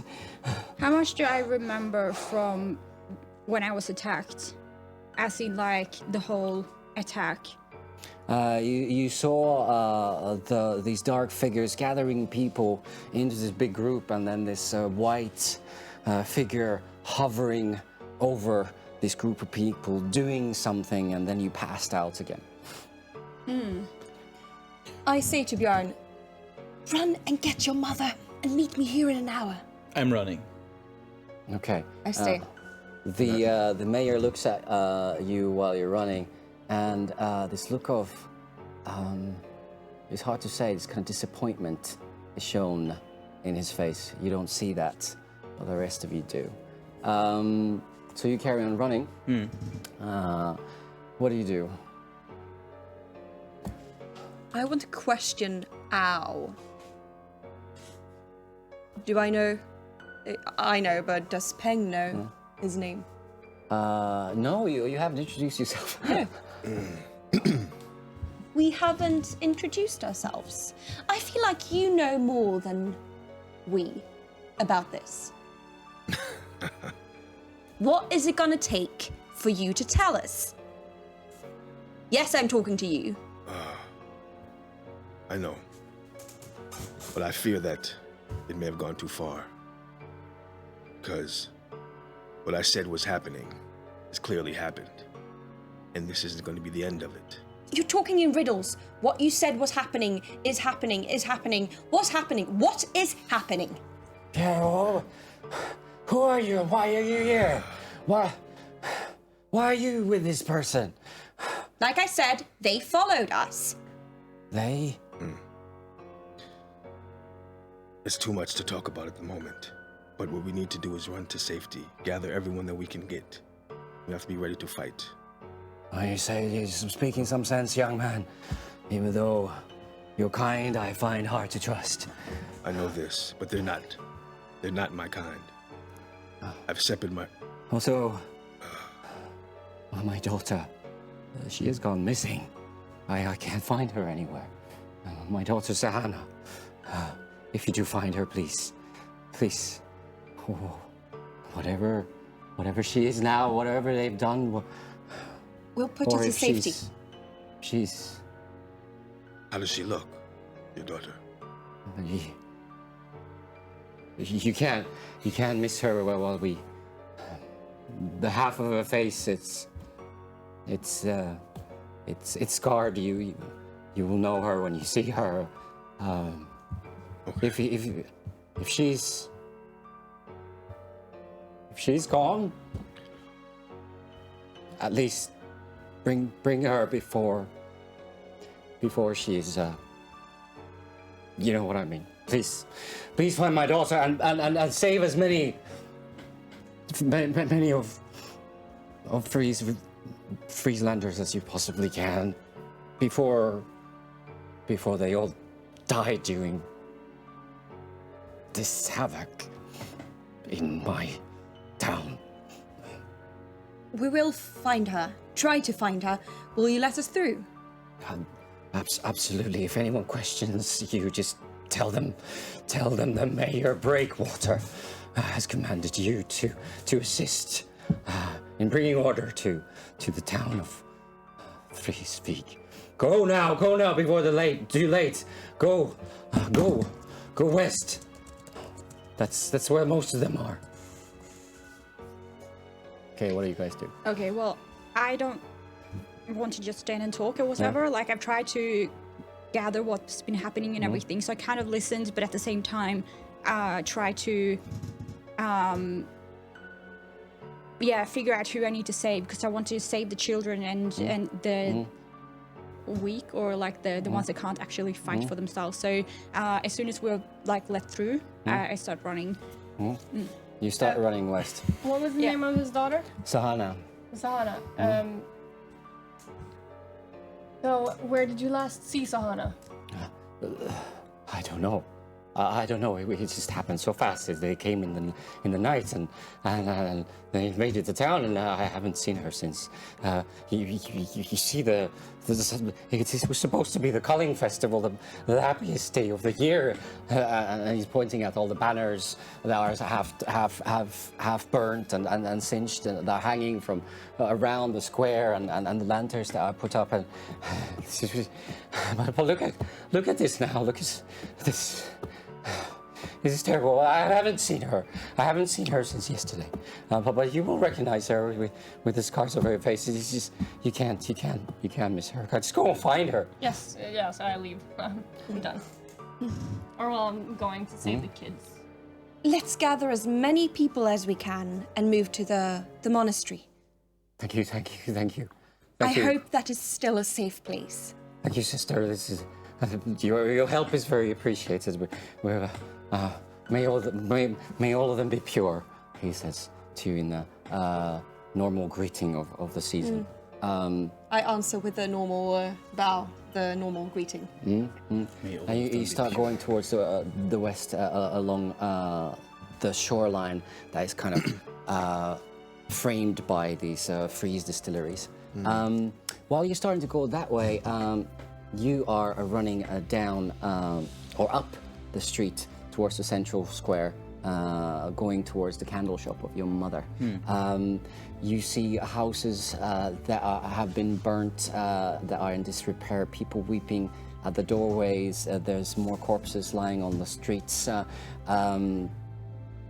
There is a mother picking up something that looks like a loaf of bread from the ground. There's a child fighting for that same loaf of bread, and suddenly the mother just kind of shoves the child aside and grabs hungrily the loaf of bread and starts eating it while holding the child back with one of her feet. And you just kind of run past towards the alley that leads into the candle shop. And you turn into the alley and you run up the stairs and you are facing now the door into your mother's candle shop. What do you want to do? Without hesitating, I just try to force open the door. So you just kind of crash through the door, and you look at this small space. And initially, you don't see anyone. What do you do? My mother's not in there. You can't see her. I search for her. I search for traces of her. I search for. Yeah, make an investigation check.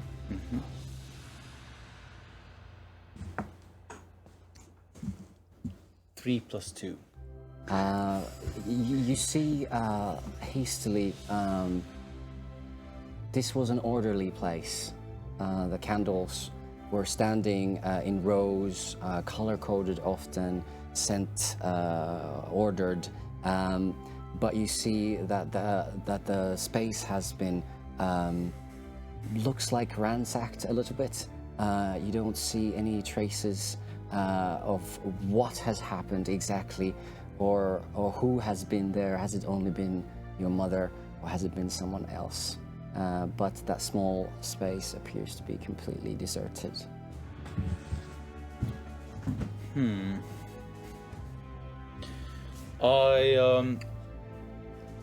I want to grab any important objects I can. Maybe a few extra candles. Yeah. Just because. So there's some candles. There's some loose coin on the tables. So you find 2 silver and 5 copper. Strangely scattered on the table again, very kind of disorganized. You do find some bandages that have been left behind.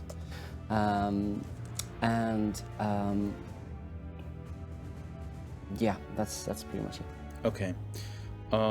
Do I have any idea of where my mother would go to? My cabin. Does my mother know where I live? You're not sure. But she's never been. You haven't shown it to her. Okay.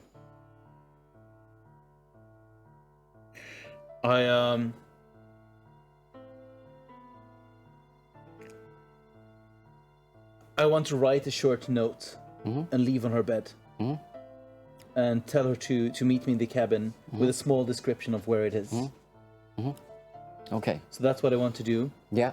So you find some parchment. It isn't hard to find, and also pen. Your mother was a meticulous bookkeeper, so you know where things are, and you do that. What do you want to write?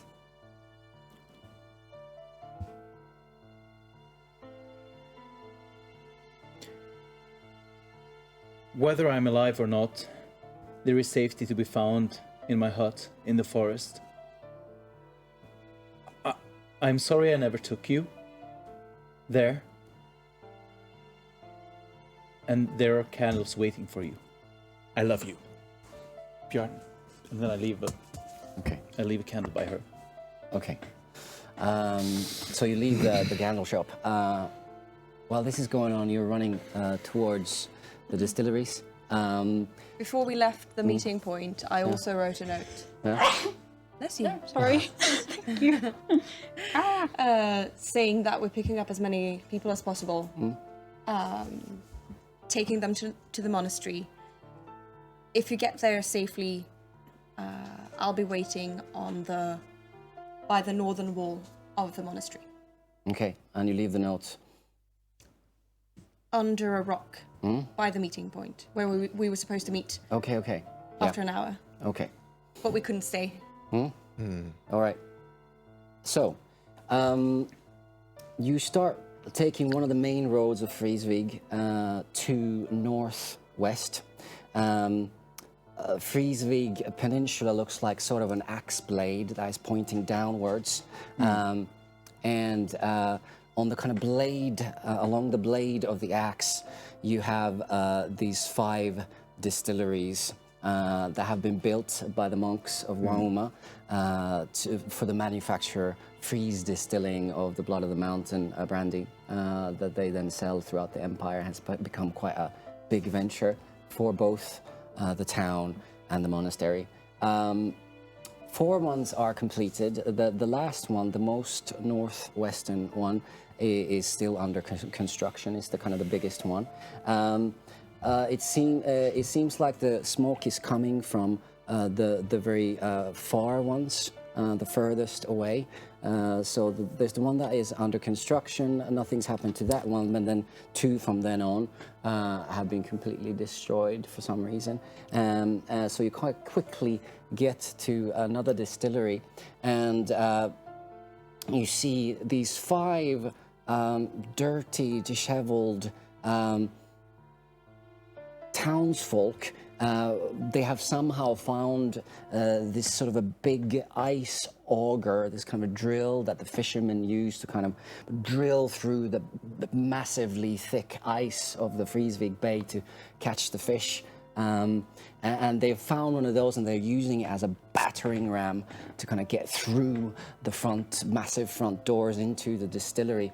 Some of their torches have been discarded on both sides of the door, and they're kind of licking hungrily already the sides of the building. And you see this person with a blonde, flowy hair, kind of being in charge of banging this makeshift battering ram on the door of the distillery. When you see this, 5 people, you see clearly that they're not completely in charge of their faculties. There's this hissing and growling coming from them, and you hear sometimes cold, and you hear some words, drink, hungry, and they just keep on banging the door. What do you guys want to do? Is this something that we all see? Like, how close are we? I'm not there yet, Yeah, right? you don't see it. Do we know if there's people inside the distillery? As far as you can tell, you don't hear anything from inside the distillery, no. And they looked like normal Frisvieg townsfolk. Yes. Yes, you Gone mad. You actually, when you pay a little bit more attention, you recognize the woman that was sewing last night, the banner for her child. Yeah. She's one of the people desperately trying to get into, for some reason, this distillery. And can we tell who's... Because you said that some are not the way they were before. Can we tell who's changed, like within how they are and stuff It like that? doesn't really make sense what they're doing right now. Okay. Wait. I think I recognize what has happened. In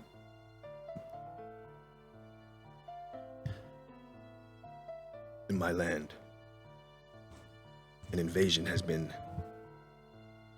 in the works for a while. And what I believe we're seeing here is the effects of what a few of the people, select few, that only know what this is. I've heard murmurs talked about what's in front of us.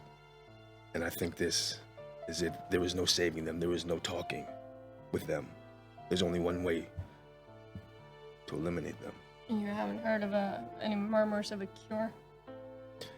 That is what I'm saying. I am no longer a part of the faction, the people that have done this to them. When I was attacked yesterday, I saw this angel floating above everybody, like before everything changed. But then I passed out, and the town was in flames, and I just had to run across the ice, or crawl across the ice. You hear this kind of boom, boom, kind of cracking, wood cracking slowly. Boom. You start seeing splinters appear. So what you're saying is they can't be saved? Not as far as I know. Once they become like this, there is no saving them. Only prolonging the inevitable. He also said he doesn't know if there's a cure or not. It is true. There may be, but I left my lands before I heard of any cure. But there was nothing that we can do unless you recognize this. I couldn't tell if, because I was really badly injured, I just quickly saw this angel. I couldn't tell if he was trying to help or... And you've never seen this angel before? No. Is it infectious? What they've got? I do not know, but I would not get close. The thumping is getting more and more violent, and the person holding the one with the long, blonde, flowy hair is holding that auger and starting to do the movements even more violent, and then her hair starts kind of blowing to the side, and when you look, you see half of her face has been burnt. And you start recognizing, you recognize Sahana is holding the auger, just kind of out of her senses, just banging this door with this massive metal auger. You recognize her as well. What do you guys want to do? Do I hear the sound? Yes, there is this, you hear the thumping. Where are you? Let's just see first what you guys do, and then we get back to you.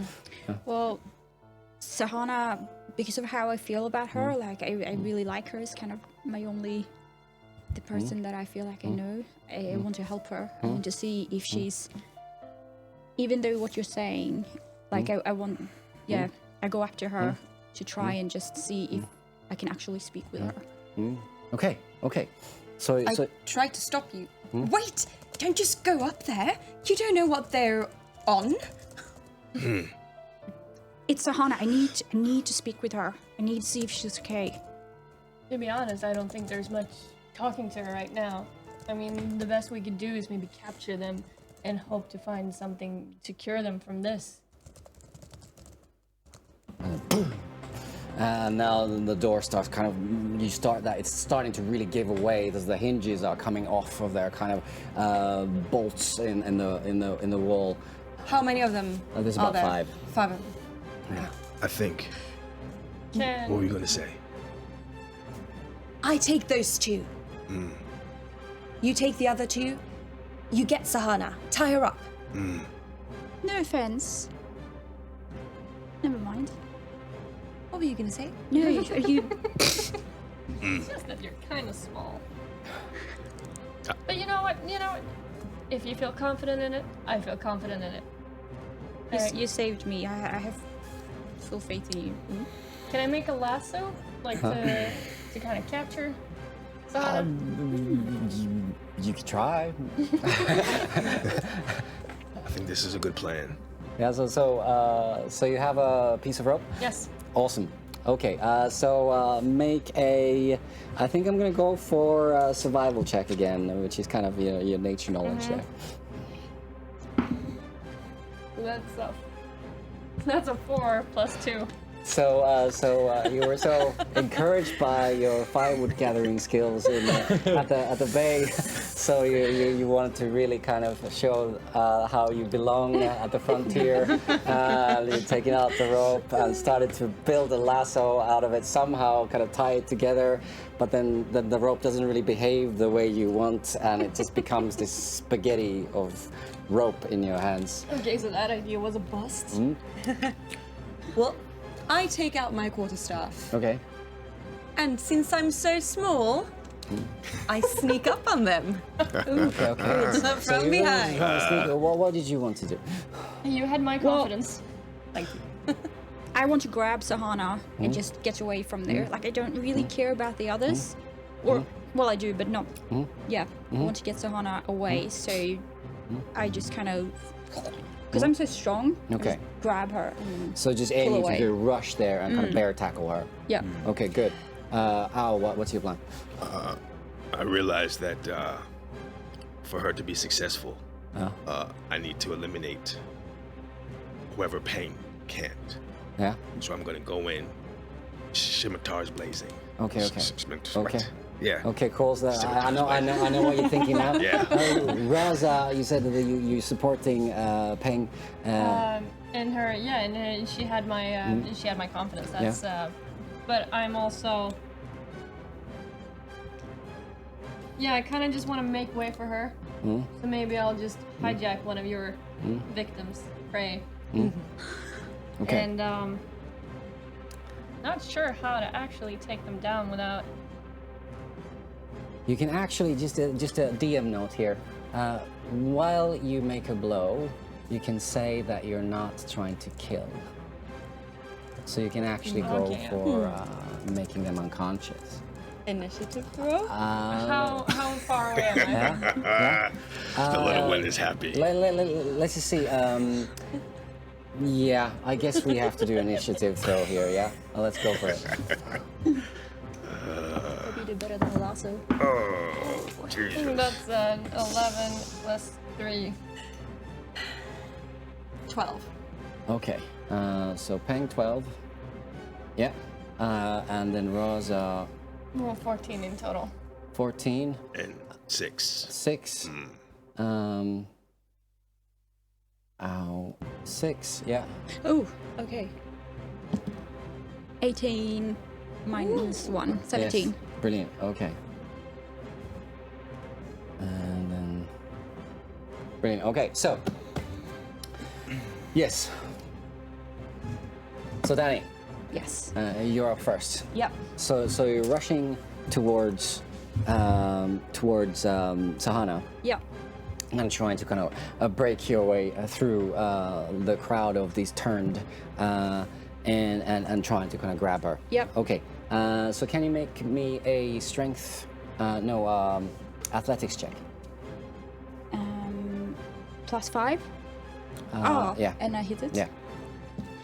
14. So, maths.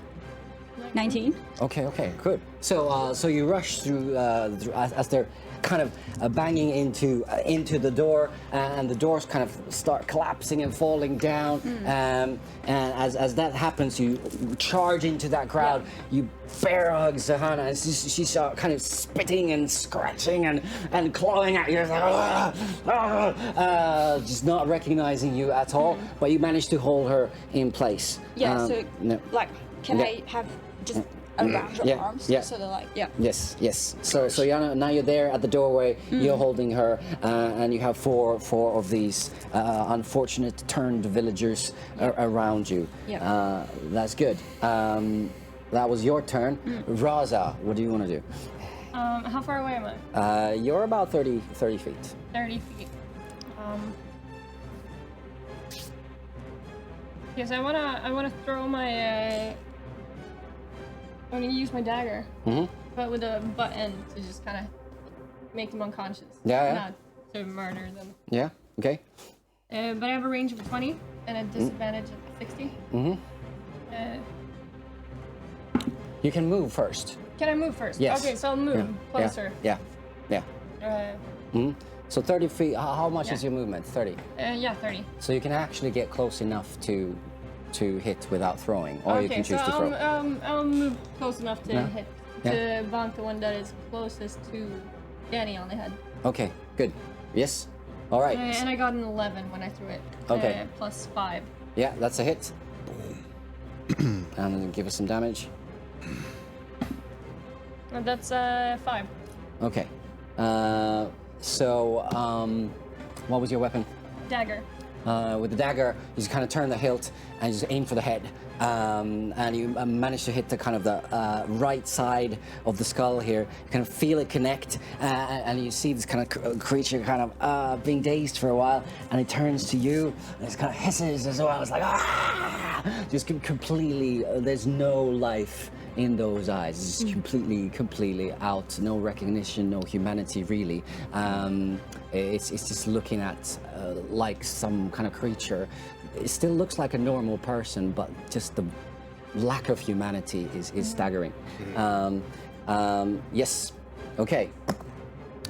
Next one is Peng. Yeah. I move up to the two farthest away from Danny, from behind. I use my quarterstaff, and I want to hit them like one by one in the head to knock them out. Okay. Yeah, cool. So you're doing it kind of, are you doing two-handed quarterstaff and you're doing that kick that we talked about, or? Do you jump or Oh yeah, I can add my bonus as exactly. Yeah. unarmed. Yes. Yeah, so after I've hit them in the head, I do like a fan kick.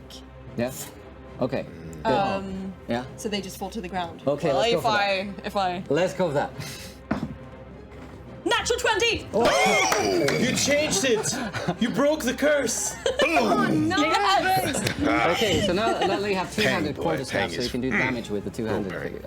number. Is that the small or the Yeah, large one? that's the smaller one. So it should be D10 then, I think. D8. D8. 3 plus 3. Okay, and then you can throw one more time because it's critical. Oh, 1 plus 3. Yeah. So you get like the first throw and the second throw, and then you get the bonus. So in total, you got 4 plus 3, right? Yeah. Okay. So 7. Yes. Brilliant. Okay. Good. So that was your quarterstaff. You go in and you do this really kind of fast move with the quarterstaff. You twirl around first, and you hit this poor townsperson first with the back, and then you twirl back into the front, and then you just kind of hit it right in the jaw, and you just look at this kind of momentary daze coming to its or his eyes. You're really not quite sure what to call these people anymore, and it just kind of focuses on you again. And your bonus action, what do you want to do? The same person or a different one? Well, it was actually 1 hit for each. Maybe I can't do that. Yeah, it's just the two-handed Now, quarterstaff. here comes the fan kick. Yeah. Are you But- doing it on the same person or a different one? Same. Okay. So 3 plus 3. Great. Super. You have to actually do an attack roll for that one as well. Can always try to trick the dungeon master. Well, 19 plus 5. Yeah, that was it. So what was the damage? 6. 6. Okay. 9. Brilliant. Is he down? He, she. It. Hurt. So this is a he. You can see that really it was a painful. You did a lot of damage. You managed to kick kind of right into the stomach, and it's got out of wind for a while. It's like, but it still kind of still keeps on staring at you with these inhuman eyes. And now it is then. Let's just see who's doing. Ow. All right, how is the scene looking right now? So right now, one of them is kind of gasping for breath, fighting with Peng, doing quite badly. You see that this is close, getting close to this person being finished. Another one is fighting with Raza.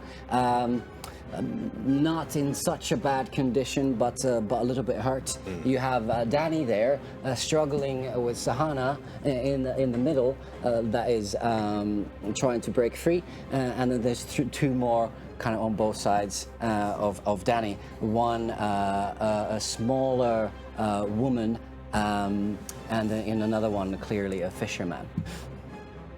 Okay.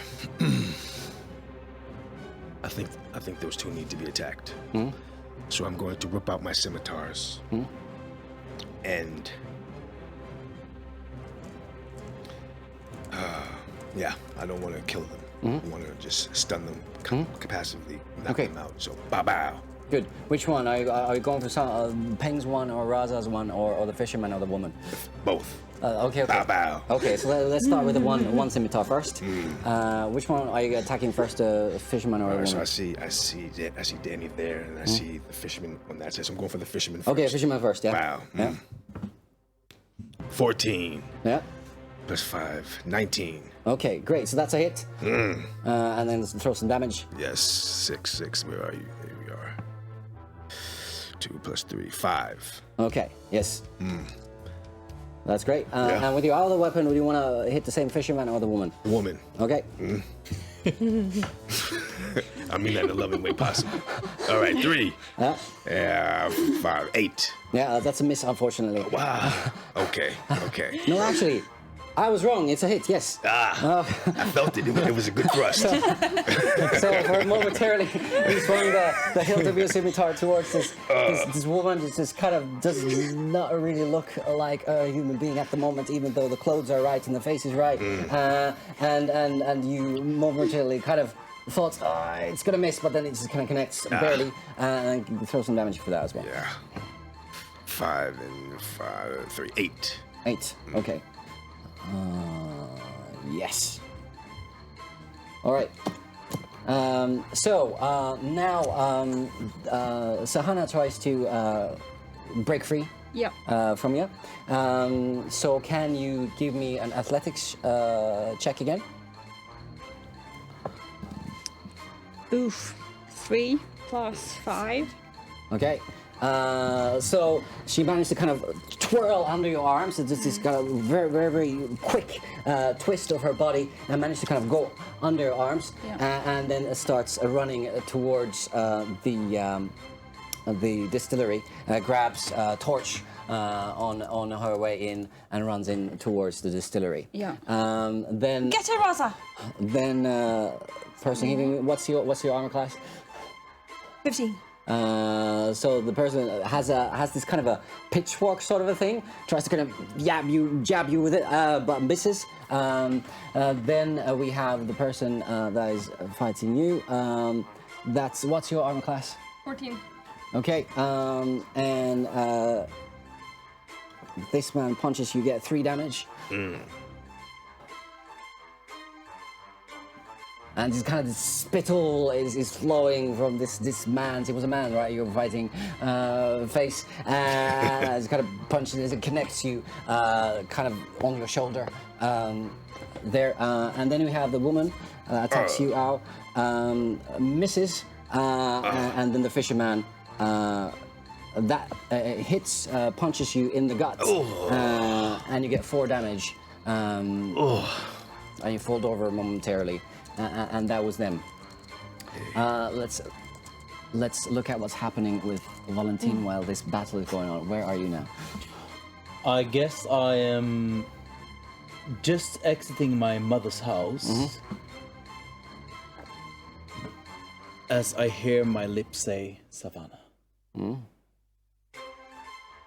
I start running towards the booming sound that I heard in the streets. I guess we're backing time a little bit. A little bit, yes. So I start running towards the sounds that I'm hearing.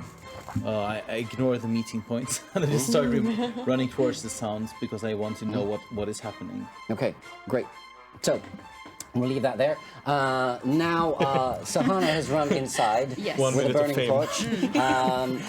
As you kind of guess, looking at what's been happening with the other distilleries, fire and these distilleries don't really mix.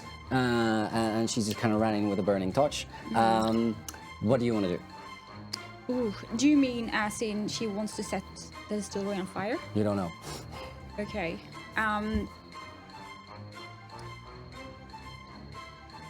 Well, I think it didn't work to catch her. So You I can try. think I will do a better job knocking her out. So I guess I will. Can I just like run and tackle her hard so she hits her head and pass out?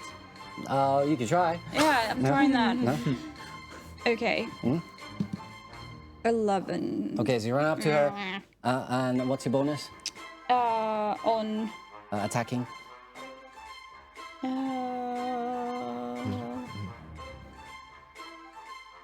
Can you please help me? You mean? With what? Unarmed? What weapon? Do you mean? Yeah. Unarmed strike or? Oh, is that unarmed? Yeah. Okay. That's fine. Yeah, plus Okay. 5. Good. Thank yeah. you. That's a hit. And what do you get for damage? 4. Okay. Yeah. All right. Good.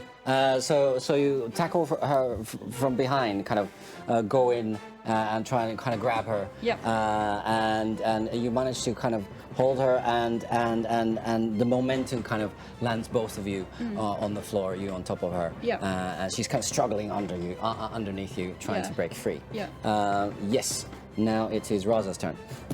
Can I change my weapon? What do you want to do? Okay. No, you know what? I tried to knock him out. I'm just gonna use the sharp end of my dagger this time and just kind of swing at him. Okay. Aiming. No, I'll just aiming at the face, neck Okay. area. Okay. I love to see the thoughts. I'm kind of imagining your character's like, Like a painter. worse than his size. So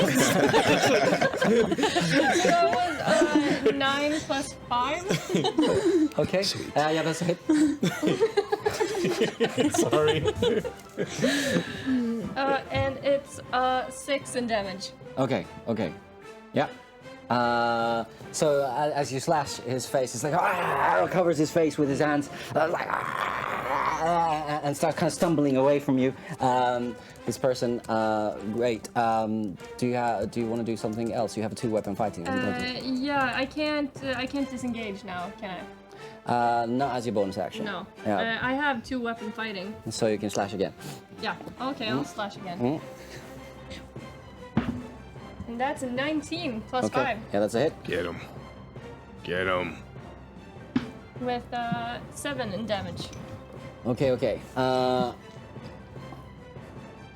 And you hit it with the knife instead of the hilt. Yeah. Okay. Okay. So you plunge. I'm stuck on the dagger part Yeah. now. So he goes down. How do you want to do it? Right in the jugular. Okay. So you slice your dagger in there. It just kind of sinks in, and you pull it out, and then this person collapses into the ground. Great. Okay. So now it's Peng's turn. Yeah. I see the danger with the torch here. So I run up to Danny and Sahana, grab the torch, and I find a barrel of water that we use in the distillery, and I want to put out the fire Okay. Okay. Yep. as my help action. So you run there, you pick up the torch, and then you see if you can find water. Because of the heat of the battle, can you make a quick investigation check? Oh, 15 plus 2, 17. So you quickly locate that barrel of water, and you can douse the torch, and that was your action. Good. Next one. Ow, your turn. How's it looking? Sahana's inside, struggling under Danny. The one that Raza was fighting is down. So then there's 2 more outside. One of them is hurt from Peng's attack, and then the woman and the fisherman that you were struggling with, they're hurts as well. Okay.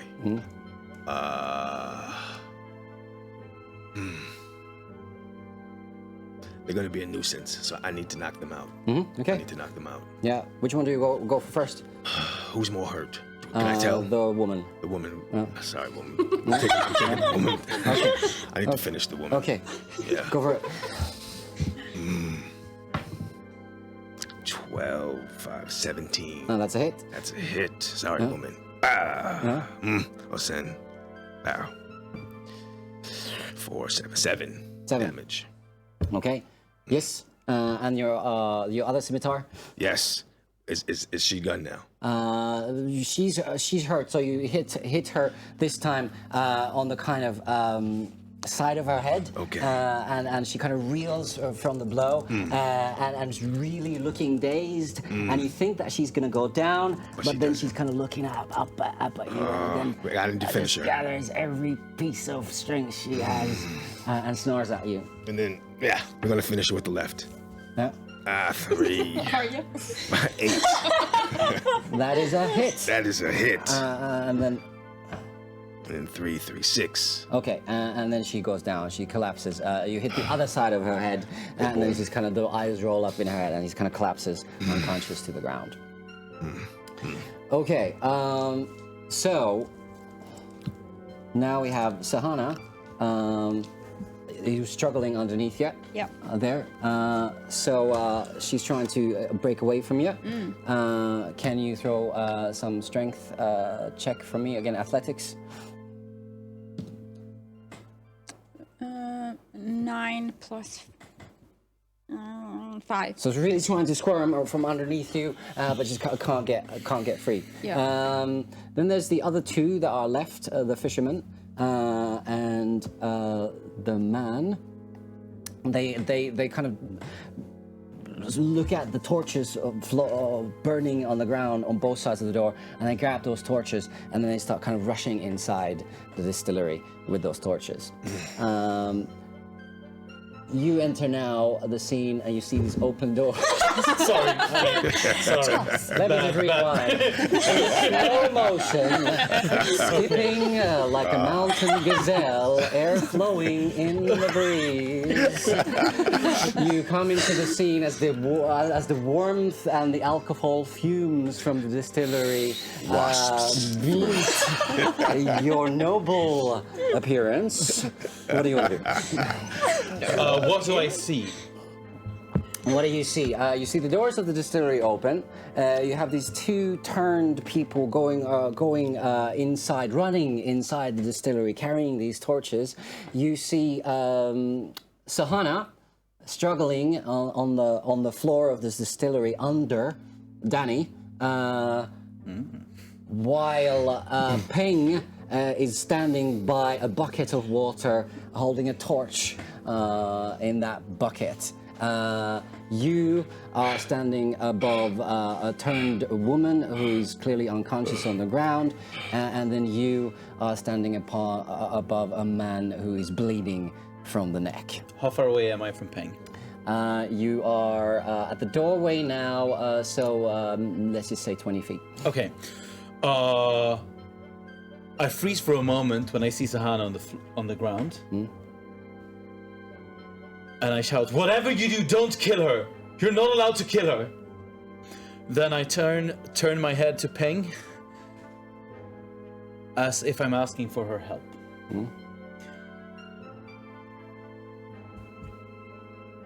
Can I try to aim my ray of frost and catch both of the torches with it? Both of the torches,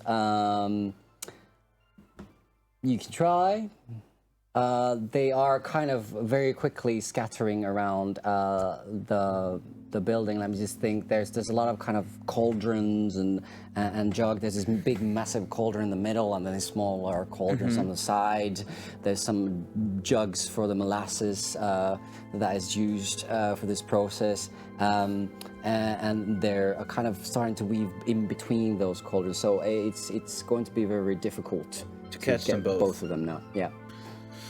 I'll see what I can do with one of them at least. It's a cantrip. 5+. Okay. I'm just gonna roll then. Yeah, the wisdom. Oops, I forgot about that little So detail. how do you want to do this? I look at Peng as if both asking for forgiveness and help. And So you're Then- standing next to Peng. and standing next to Okay, Peng. yeah. And I start moving my hand in this weird pattern. And small pieces of frost and snow are starting to build up around my hand and my arm. And this time I'm whispering.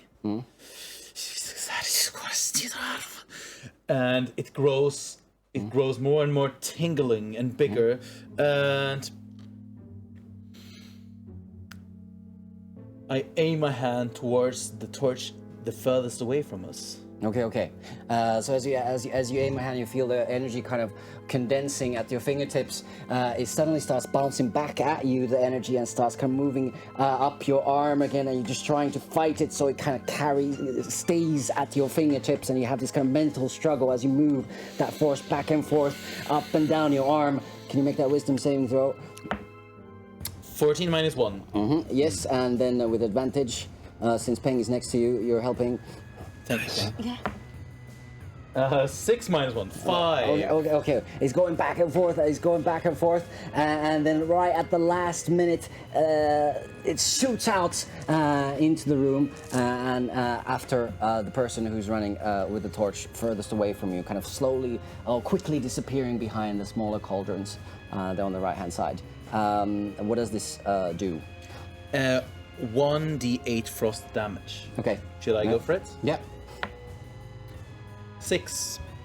Okay. So the ray of frost kind of shoots in between these cauldrons and it catches this person right as it's about to disappear behind the vats. It hits the person's body and it kind of stiffens and stumbles and falls to the floor, as does the torch, but the torch doesn't turn out. Oh no. And there's something on the floor, and suddenly the flames become quite a lot bigger. On the other side of the distillery, you hear some sounds, some hissing and growling, and then suddenly this kind of splash, and then you see that one of the cauldrons on the left-hand side starts burning. What do you guys want to do? We need to get out. So we have Sahana on the Get floor. Sahana. Well, okay, so instead of holding her like I do, I try to actually just strangle her to sleep. Not actually killing her, but just like moving my legs around her arms and then. Okay. Give me give me an attack roll, for Attack unarmed. roll. 17 That's plus it? 5, Yeah. and then 4 damage. Is Yes. that unarmed? Yeah. Yes. So you hold her and you start strangling her, and she's kind of really struggling for air and is kind of trying to claw her way forwards into the building. That's good. What do the rest of you want to do? I'm now out of battle mode. Can I then banter? Uh-huh. Don't harm her! Okay, that's great. Can I check if there's anyone in the distillery? There's that person who got frozen and tripped in the back, and then you have the person who seemed to have thrown one of the torches into one of the vats. Okay, so and the person who fell down, he's down. Like, He's down, yeah. Unconscious. Yeah, unconscious. And then the woman is on the left-hand side that seemed to have thrown the torch into the vat. It's the woman that you met last night. It's just a matter of time it's gonna explode. No. It's a distillery. Yeah. Okay. We need to get out. I run towards Danny and Sahana. Yeah. Do we save them? Yes. Okay, who do you want to save? There's 2 down at the doorway. There's 2 those. inside. Yeah. We don't have time to save them. There's no Okay. time. Who takes Sahana? Me. Okay, you grab. I grab her from Danny and say, I have to do this. Please. I'm just putting her to sleep so we can move her. Please, I have to do this. I'll let go. So you start dragging her. What do you do? I'll let go and run out. You run out. Okay, you pass next to these people who are. One of them is bleeding, Yeah. and one of them is unconscious. Yeah. Do you do anything, or do you just carry on running? Well, the building's on fire, yeah? So no, I run. You just run past. Okay. Yeah. Okay, what do you want to do? I run. Yeah. Yeah. Yeah. Okay. What do you want to do? I secure the scene, so I'm outside already with the woman and the fisherman. So I just go out further to make sure nothing else is in front of us. So the one that you knocked unconscious, you take them out. Yeah. Yeah. Well, I'm not gonna take them with us now. Okay. So just leave them there. Okay. I realize that. Ping, what do you do? I run. You run as well. So we have Sahana out, and we leave everyone else behind. And you start running out of the distillery, and you run towards the fish's market. You're carrying Sahana. Give me an athletics check. Yes. Is Sahana unconscious now? She's actually fighting back, but quite feeble. 10, natural. Yeah, natural 10. What's your bonus? No bonus. Okay. No bonus in this one. So you're not running as fast as you could without her struggling. So it's quite hard work to kind of keep carrying her. The rest of you are kind of just running towards the fisher's market. And you're kind of falling behind, and then you start hearing this ominous rumble behind you, and then a massive explosion is heard, and he throws you forward. Can you give me a dexterity save? Yes. I hug her as hard as I can.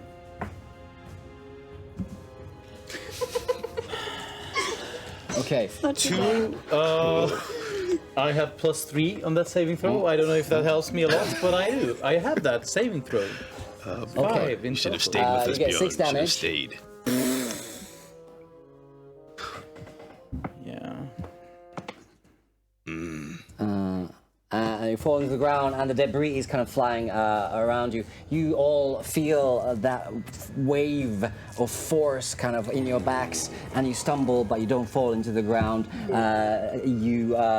After the explosion has happened, your ears are ringing, and there's a moment where you just don't hear anything apart from that screeching sound in your ears. There's smoke and debris everywhere. You can't see, you can't hear. You just stand still, and suddenly you notice you are still alive, all of you.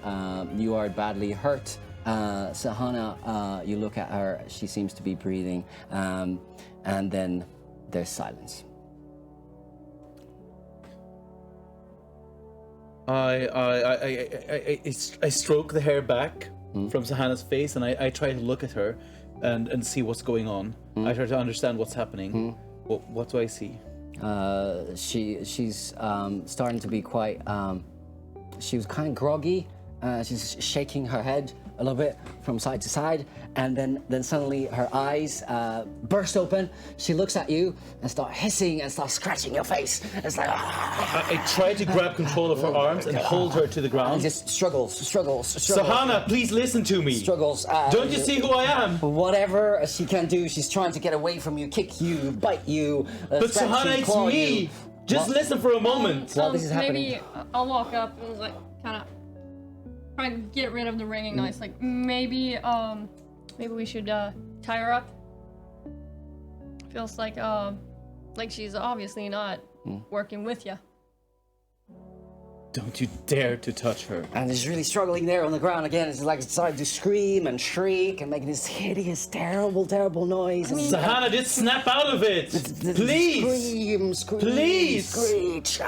She's just absolutely out of control. Just a mixture of panic and rage and animal energies. It's just, Let's tie her up for her own good. Ping, can't you just karate chop her a little bit so she's passing out? I don't dare to. Yeah. Tie her up then, but do it fast. Okay, I'll tie her up. But don't dare to hurt her.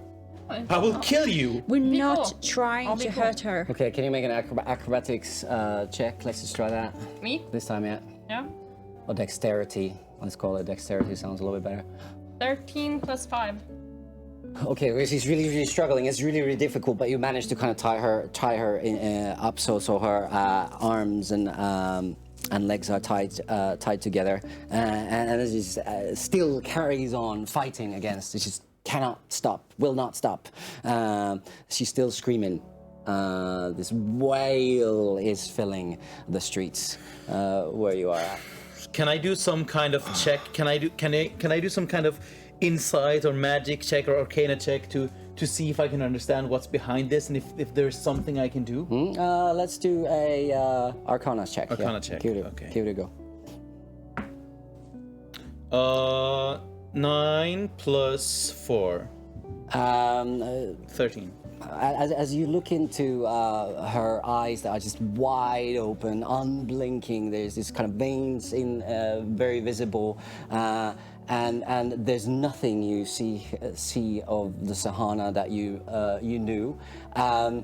You do get a feeling that there's something wrong with her, and it's not completely natural.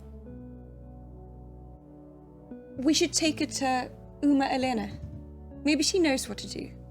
We? Do you think that I should go to the monastery?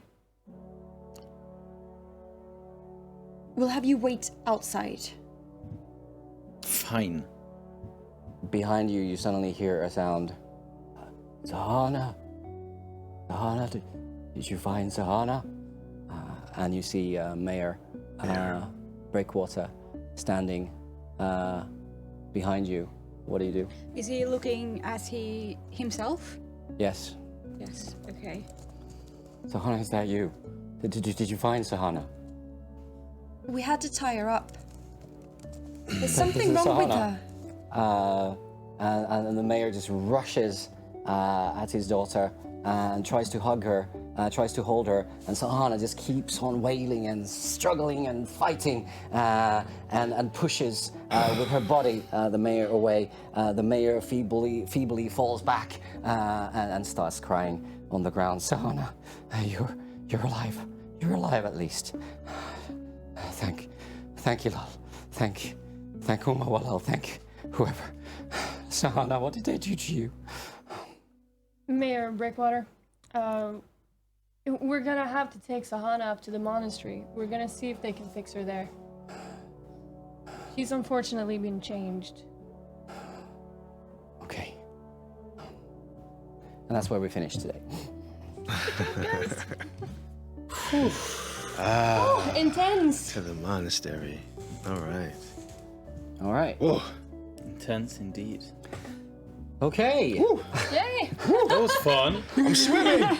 Look, I'm swimming. You are swimming. You're swimming, Fab. Wow, good times. All right. So that was fun. So our second act had a little bit of a different vibe than the first act. Yeah. The things that a break can do. Whew. Okay, that was us. That was us. Thank you so much Yes. for spending this time with us.